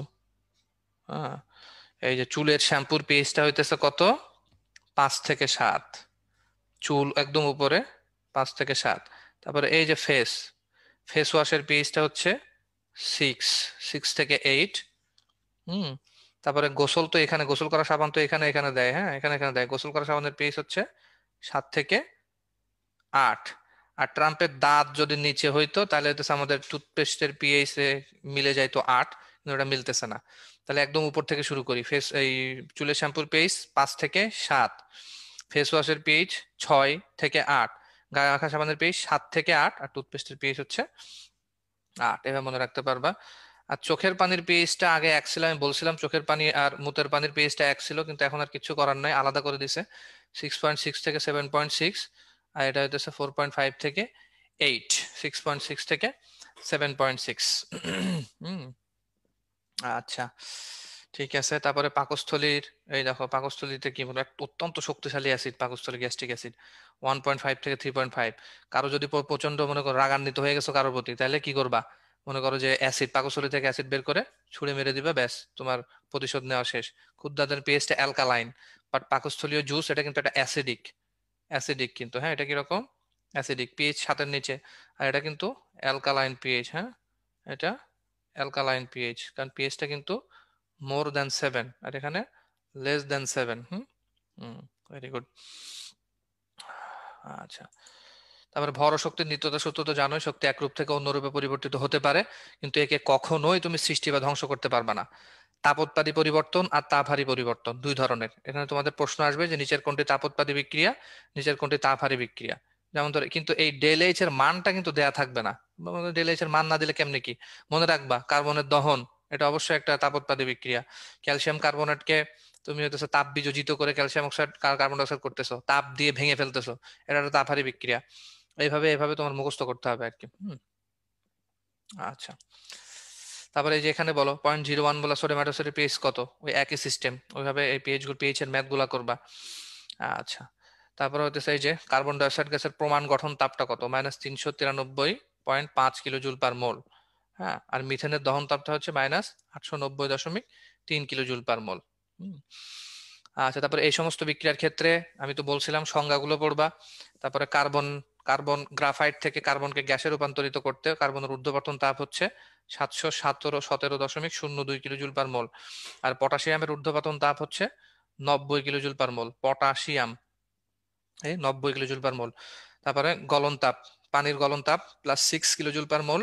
আর পানির হচ্ছে বাষ্পীয়করণ তাপ 44 kJ/mol। বাষ্পীয়করণ তাপ 44 kJ/mol, বাট এটাকে পরিবর্তন, বাষ্পীকরণের বিপরীত যেটা, হ্যাঁ উদ্গীরণ করে তাকে বাষ্প ঘনীভবন করা, সে ঘনীভবন তাপটা কিন্তু -44। হ্যাঁ, ঘনীভবন তাপটা কিন্তু -44। ক্লোরিনের পরমাণুকরণ তাপ 121 kJ/mol। এই তাপের মানগুলো মুখস্থ করতে হবে। তারপরে এখানে দ্রবণ তাপ, যেমন কপার সালফেটের ক্ষেত্রে -66.04 kJ/mol, আর এদিকে ক্যালসিয়াম ক্লোরাইডের ক্ষেত্রে -75 kJ/mol। আর এই জিনিসটা গুরুত্বপূর্ণ যে সাধারণভাবে 200 থেকে 450 মোল দ্রাবকে 1 মোল দ্রব্য দ্রবীভূত করে যে দ্রবণ প্রস্তুত করা হয়, তাতে আরো দ্রাবক যোগ করলেও দ্রবণের তাপীয় অবস্থার কোনো পরিবর্তন ঘটে না। এই মানটা গুরুত্বপূর্ণ, যে 200 থেকে 450 মোল দ্রাবকে 1 মোল দ্রব্য দ্রবীভূত করার পরে যে দ্রবণটা প্রস্তুত করা হয়, তাতে তুমি যতই আরো দ্রাবক যোগ করো না কেন, তাপীয় অবস্থার কোনো পরিবর্তন হবে না। দ্রবণ তাপের বৈশিষ্ট্যটা খুবই খুবই গুরুত্বপূর্ণ। ঠিক আছে। এই যে দ্রবণ তাপের মান যে ধনাত্মক হয় সেক্ষেত্রে যে ক্যালসিয়াম ক্লোরাইডের ক্ষেত্রে আমরা দেখতে পাচ্ছি এই যে এখানে পানির সাথে যুক্ত না হয় তারা, তারা তাপ শোষণ করে পানিতে দ্রবীভূত হয়। এই ভ্যালুগুলা মুখস্থ করবা। আচ্ছা, প্রশমন তাপের ক্ষেত্রে তোমরা সবাই জানো যে একটা মনে করো যে শক্তিশালী অ্যাসিড একটা শক্তিশালী ক্ষার, এই দুইটার ক্ষেত্রে প্রশমন তাপের মান মানে 57.34 কিলো জুল পার মোল হয়। ঝামেলা হয়ে যায় যখন মনে করো যে একটা অ্যাসিড বা একটা ক্ষারের মধ্যে যে কোনো একটা শক্তিশালী বা যে কোনো একটা যদি দুর্বল হয়ে যায়, যেমন দুর্বল অ্যাসিডিক অ্যাসিডের ক্ষেত্রে এই মানটা 2.2 কিলো জুল হ্রাস পেয়ে -55.14 কিলো জুল হচ্ছে। এই দুইটা লাইন মুখস্থ গুরুত্বপূর্ণ। আর এই ক্ষেত্রে হাইড্রোফ্লোরিক অ্যাসিডের ক্ষেত্রে হাইড্রেশন হয়। হাইড্রেশন যেহেতু একটা মনে করো যে একটা বন্ধন গঠন প্রক্রিয়া, সেজন্য এক্সট্রা তাপ উৎপন্ন হয় এক্ষেত্রে। তো এক্সট্রা তাপ উৎপন্ন হওয়ার জন্য 11.26 কিলো জুল বৃদ্ধি পেয়ে -68.6 কিলো জুল হয়ে যায়। আচ্ছা, আর এক্ষেত্রে আমি একটা টেকনিক বলছিলাম, তোমরা সিরিয়ালটা মনে রাখবা যে এইভাবে HCl HNO3 H2SO4, ঠিক আছে? HCl HNO3 H2SO4। দেখো তো HCl এর আকৃতিটার থেকে HNO3টার লিখতে জায়গা বেশি লাগছে, আর H2SO4 লিখতে আরো বেশি জায়গা লাগছে। তাহলে HCl HNO3 H2SO4 এই তিনটার সাথেই আমি সোডিয়াম হাইড্রোক্সাইডের বিক্রিয়া দিলাম।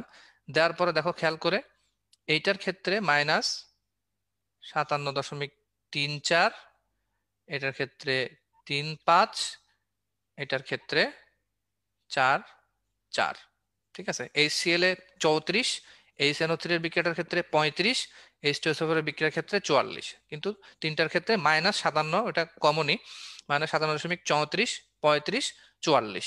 সিরিয়ালটা মনে রাখবা, HCl HNO3 H2SO4 সবগুলোর সাথে সোডিয়াম হাইড্রোক্সাইডের বিক্রিয়া। বাট HCl এর সাথে সোডিয়াম হাইড্রোক্সাইডের বিক্রিয়ার পরিবর্তে যদি আমি HCl এর সাথে পটাশিয়াম হাইড্রোক্সাইডের বিক্রিয়াটা নেই, মানে সোডিয়ামের পরিবর্তে আমি নিলাম পটাশিয়াম হাইড্রোক্সাইড, তাহলে সোডিয়ামের ক্ষেত্রে ছিল 3.4 আর পটাশিয়ামের ক্ষেত্রে হবে 4.3, জাস্ট রিভার্স।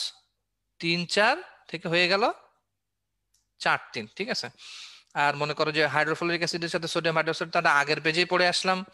তারপরে অ্যাসিডিক অ্যাসিডের সাথে সোডিয়াম হাইড্রোক্সাইড, এটাও আগের পেজে পড়ে আসলাম। বাদটা থেকে গেল শুধু অ্যাসিডিক অ্যাসিডের সাথে অ্যামোনিয়াম হাইড্রোক্সাইড, এটা 50-40, খুব ইজি। এখানে মনে করো একদম সরাসরি ভ্যালুটা এরকম একটাই আছে 50-40, মাঝখানে একটা দশমিক দিয়ে দিলা 50-40, মনে থাকবে আশা করি।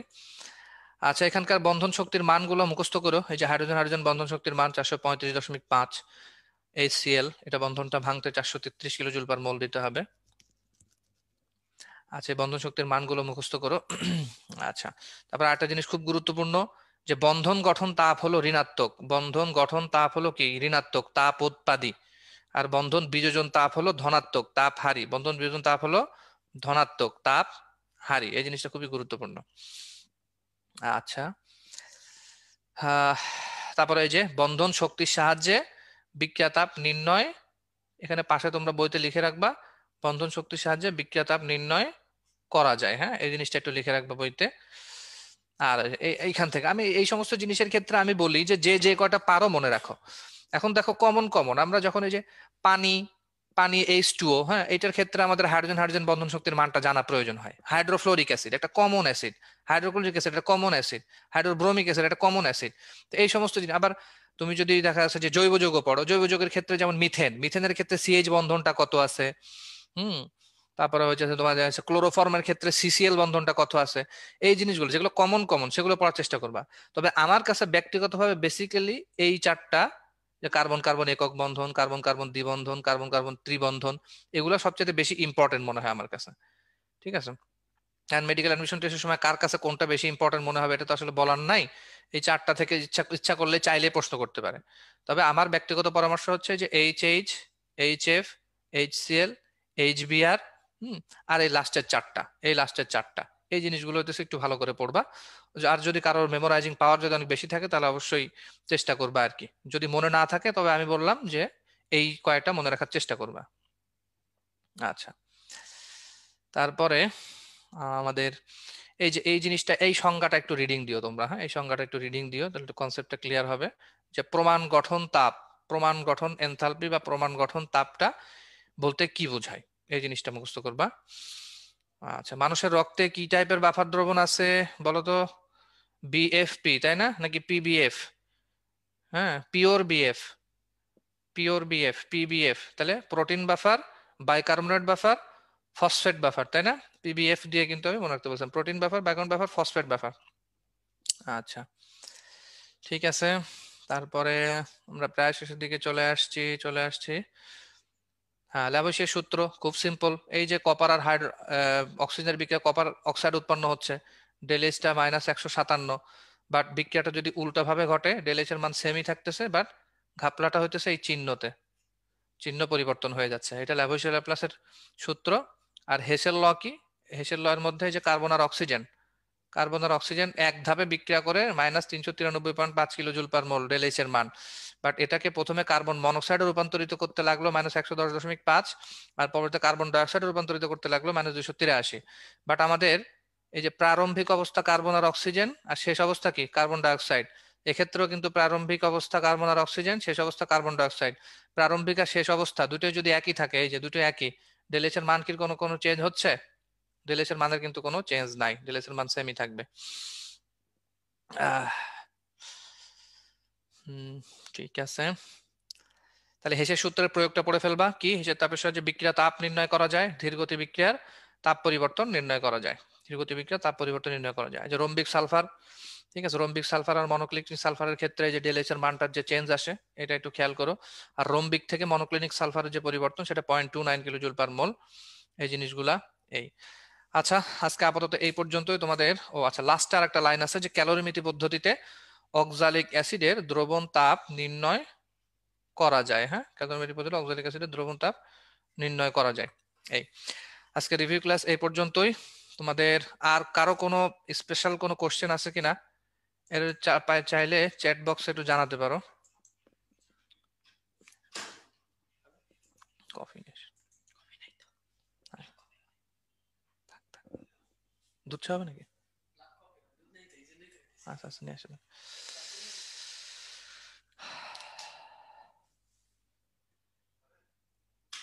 আর কোনো কোশ্চেন আসেনি? কে জানি আমাকে মাওলানা বললো, না আমি মাওলানা নই। আর কোনো প্রশ্ন যদি থাকে তাহলে আমাকে বলতে পারো। ঈপ্সিত পিএইচ কি? ঈপ্সিত মানে আকাঙ্ক্ষিত, যাকে আকাঙ্ক্ষা করা হয়, যাকে চাওয়া হয়, যাকে আমি চাই, সেই হচ্ছে ঈপ্সিত। যেমন ধরো আমি কোনো সুন্দরী কোনো মেয়েকে বিবাহ করতে চাইলাম, সে আমার অনেক আকাঙ্ক্ষিত। কোনো মেয়ে ধরো একটা হ্যান্ডসাম ছেলেকে বিবাহ করতে চাইলো, সে হইতেছে আকাঙ্ক্ষিত, চাই আমি তাকে। অর্থাৎ আমরা যখন একটা বাফার দ্রবণ তৈরি করতে যাই, তখন হইতেছে আমাদের আহ তখন হচ্ছে আমাদের কি করতে হয়, তখন আমাদের যে আমি একটা অম্লীয় বাফার দ্রবণ তৈরি করব, সেটার পিএইচটা হতে হবে 3। এটি হইতেছে আমাদের আকাঙ্ক্ষিত পিএইচ বা ঈপ্সিত পিএইচ। মানে একটা বাফার দ্রবণ মানে 3 পিএইচ এর একটা বাফার দ্রবণ আমি তৈরি করতে চাই, ঠিক আছে? আর 3 পিএইচ এর একটা বাফার দ্রবণ তৈরি করতে চাই, এটি হইতেছে আকাঙ্ক্ষিত। আচ্ছা, একজন জিজ্ঞেস করছে যে স্যার আপনি ইংলিশ কিভাবে পড়তেন? আমি আসলে ওই সময়টা আমি ব্যক্তিগতভাবে অ্যাপেক্স বইটা পুরাটা মুখস্থ করছিলাম। ওই সময় আমি সেকেন্ড টাইমার, তো এজন্য মনে করো যে আমি একটা সেকেন্ড টাইম একটা টিউশনি করাতাম একটা ছেলেকে, সেও সেকেন্ড ইয়ারের স্টুডেন্ট ছিল, তাকে ইংলিশ পড়া দিতাম, আর আমিও সাথে সাথে ওই ইংলিশটা পড়ে যাইতাম। ঠিক আছে, আমি তাকে ধরতাম, সেও আমাকে ধরতো। এভাবেই মনে করো যে সেকেন্ড টাইমে আমার ইংলিশ প্রিপারেশনটা হয়ে গেছে। অ্যাপেক্স বইটা পুরোটা শেষ করছিলাম। তবে আমি এটা বলবো না যে অ্যাপেক্স বই যে ফার্স্ট টু লাস্ট আমি সব মুখস্থ করে ফেলছিলাম, একদম সব পারতাম, এরকম না। তবে আমি সবটা পড়ছিলাম, ঠিক আছে, সবটা পড়ছিলাম, এইটা আর কি। হ্যাঁ, একজন জিজ্ঞেস করছে কেপি এর একক কি? কেপি এর এককটা হইতেছে, আমি তো বলছি, atmosphere to the power del N. KC এর এককটা হচ্ছে mole per litre to the power del N. হ্যাঁ, আচ্ছা। এখন অনেকে বলছে মোটিভেশন দেন। মোটিভেশন হচ্ছে সবচেয়ে বড় মোটিভেশন তো আসলে তোমার পিতামাতা যে এত কষ্ট করে তোমাকে পড়াশোনা করাচ্ছে, হ্যাঁ, এত টাকা পয়সা খরচ করে তোমাকে করতেছে, তাহলে তুমি কেন ভালোভাবে পড়াশোনা করবা না? অবশ্যই করবা। আর পড়াশোনা করার ক্ষেত্রে আমি তো বলছি যে চাইতে হবে, আল্লাহর কাছে তোমাকে চাইতে হবে। আল্লাহ যদি না দেয় তাহলে কোনোভাবেই তোমার পক্ষে কিন্তু চান্স পাওয়া পসিবল না, ঠিক আছে? কিভাবে? এখন এখন দেখা যাচ্ছে তুমি সারাদিন হচ্ছে পাবজি খেললা, সারাদিন মুভিজ দেখলা, সিরিয়ালস দেখলা, হ্যাঁ, এই কি মেয়েরা তো এখন শুনলাম যে কি চাইনিজ সিরিয়াল, কোরিয়ান ড্রামা এগুলো দেখতে দেখতে খুবই মনে করো যে মানে অবস্থা একদম 12টা বাজায় ফেলতেছে। আর ছেলেরা তো পাবজি খেলতে খেলতে, হ্যাঁ, তারপরে কক খেলতে খেলতে একদম অবস্থা খারাপ, ক্ল্যাশ অফ ক্ল্যান আর কি, এগুলো খেলতে খেলতে অবস্থা খারাপ। এইগুলো করা যাবে না, ঠিক আছে? এই জিনিসগুলো করো না। এই জিনিসগুলো করলে তো তুমি আল্লাহর কাছে চাইতে পারবে না। তুমি ডেইলি রেগুলারলি 10 ঘন্টা 12 ঘন্টা করে পড়ো, তাহলে তোমার অটোমেটিক্যালি আল্লাহর কাছে চাইতে ইচ্ছা করবে, আল্লাহর কাছে চাইতে পারবা একদম, মানে শক্ত দিলে কনফিডেন্টলি তুমি আল্লাহর কাছে চাইতে পারবা, হে আল্লাহ যে তুমি আমাকে দাও। আরেকটা বিষয়, যেমন ধরো এই পৃথিবীতে চাইলেই কিন্তু সব হয় না। এখন আল্লাহ তাআলা কোরআনে বলছে যে আমি চাইলেই তোমাকে দিব, ঠিক আছে? তবে এটার একটা প্যাটার্ন আছে। আল্লাহ একজন মানুষকে কিছু দেয়, কিন্তু সেটা সেটা একটা প্যাটার্ন আছে, তুমি চেষ্টা করলা না। যেমন ধরো দেখা যাচ্ছে যে এখন যদি আল্লাহ চাইলেই সবকিছু দিয়ে দিত, তাহলে তো এই পৃথিবীতে সবাই আমেরিকার প্রেসিডেন্ট হতো। প্রত্যেকেই চায় যে আমি আমেরিকার প্রেসিডেন্ট হব, হ্যাঁ, বা প্রত্যেকেই চায় যে আমি বড়লোক হব, ঠিক আছে? প্রত্যেকেই চায় যে আমার প্রচুর সুখ শান্তি থাকবে, আমি টাকার বিছানার মধ্যে ঘুমাবো, এটাই সবাই চাইতো।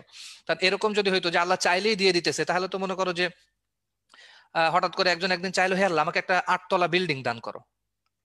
ভালো কথা, রাতে ঘুমাইছে দোয়া করে, তো সকালে ঘুম থেকে উঠে দেখে যে 8 তলা বিল্ডিং এর ছাদে সে ঘুমায় আছে, সেই বিল্ডিংটা তার নিজের। পরের দিন আরেকজন দেখে বললো যে ভাই কি ব্যাপার, আপনি তো গতদিন কি বলে পথে শুয়েছিলেন, আজকে হচ্ছে আপনাকে 8 তলা বিল্ডিং এর ছাদে দেখতেছি, ঘটনা কি? হুম, 8 তলা বিল্ডিং এর ছাদে দেখতেছি, এটা কি? বলছে আল্লাহর কাছে আমি চাইছি, আল্লাহ আমাকে দিয়ে দিছে। হ্যাঁ, তো তারপরে আরেকজন দোয়া করছে যে আল্লাহ, আম, পরে সে বলছে যে তাই নাকি, আপনি চাইছেন তো দিয়ে, আল্লাহ দিয়ে দিছে, যে আচ্ছা ঠিক আছে। সে পরের দিন চাইলো আল্লাহ কাছে, আল্লাহ আমাকে 10 তলা বিল্ডিং দাও। তো পরের দিন ঘুম থেকে উঠে সেও দেখলো যে সে 10 তলা বিল্ডিং এর ছাদে। তো এরকম করতে করতে করতে করতে মনে করো যে সবাই 8 তলা 10 তলা 12 তলা 14 তলা বিল্ডিং এর মালিক হয়ে যাইতেছে, আল্লাহর কাছে চাচ্ছে আর দিয়ে দিতেছে। এরকম করতে করতে দেখা যাবে যে পৃথিবীতে খালি বিল্ডিং আর বিল্ডিং, কোনো কৃষি জমি নাই, কেউ চাষ করে না, কেউ মুচি নাই, কেউ নাপিত নাই, হ্যাঁ, কেউ ড্রাইভার নাই, কেউ কিউ নাই, কিছুই নাই, ঠিক আছে? কেউ নাই, শুধুমাত্র সবাই কোটি কোটি টাকার বিছানা শুয়ে আছে। তাহলে এই পৃথিবীকে একটা ইমব্যালেন্স অবস্থা সৃষ্টি হয়ে যাবে না? মানে এই পৃথিবী তো আর চলবে না। তো বিষয়টা হইতেছে যে ভ্যারিয়েশন থাকতে হবে। তো এই জন্য আল্লাহ তাআলা মানুষকে কিভাবে দেয়, যে তুমি পরিশ্রম করো, তুমি চেষ্টা করো, সেই অনুপাতে তোমাকে দেওয়া হবে, ঠিক আছে? হ্যাঁ, তাহলে আল্লাহর কাছে চাওয়ার সময় আমাদেরকে এইভাবে চাইতে হবে, পরিশ্রম করে যদি তুমি তুমি চাও, তাহলে আল্লাহ কিন্তু তোমাকে দান করবে। হুটহাট একটা কিছু চেয়ে ফেলাম, হে আল্লাহ আমাকে একটা এফসিপিএস ডিগ্রি দিয়ে দাও, এক্ষুনি দাও, এই মুহূর্তে দাও, কুইক, এটা কিন্তু পসিবল না। তোমাকে পরিশ্রম করতে হবে, তারপরে কিন্তু তুমি চান্স পাওয়া পসিবল। এই হচ্ছে মোটিভেশন, ঠিক আছে? পড়াশোনা করো, প্রচুর পরিমাণে পড়াশোনা করো লাইফের।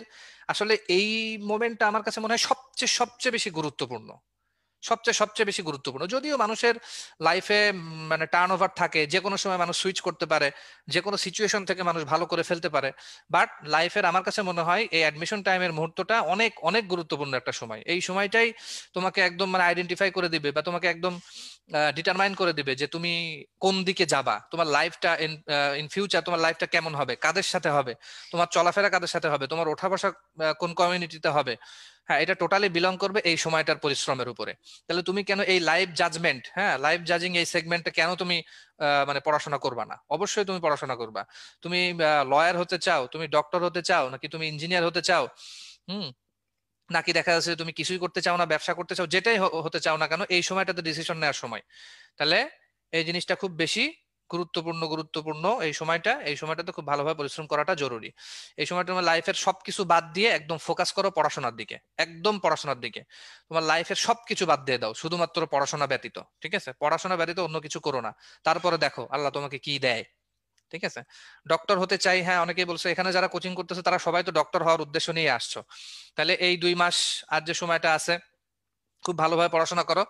আর আল্লাহ তোমাদের সবাইকে স্যার সলিমুল্লাহ মেডিকেল কলেজে চান্স পাওয়ার তৌফিক দান করুন। এই কথা বলে আজকে এখানে আমি আজকে আমার লেকচার এখানে শেষ করতেছি। হ্যাঁ, ঢাকা মেডিকেল কলেজেও চান্স পাও, কোনো সমস্যা নেই, সলিমুল্লাহ মেডিকেল কলেজে আমি আছি এই জন্য বললাম, এখানেও স্বাগত জানাচ্ছি তোমাদেরকে। আচ্ছা, আজকে লেকচার এই পর্যন্তই। তোমরা সবাই ভালো থাকো, সুস্থ থাকো সবাই।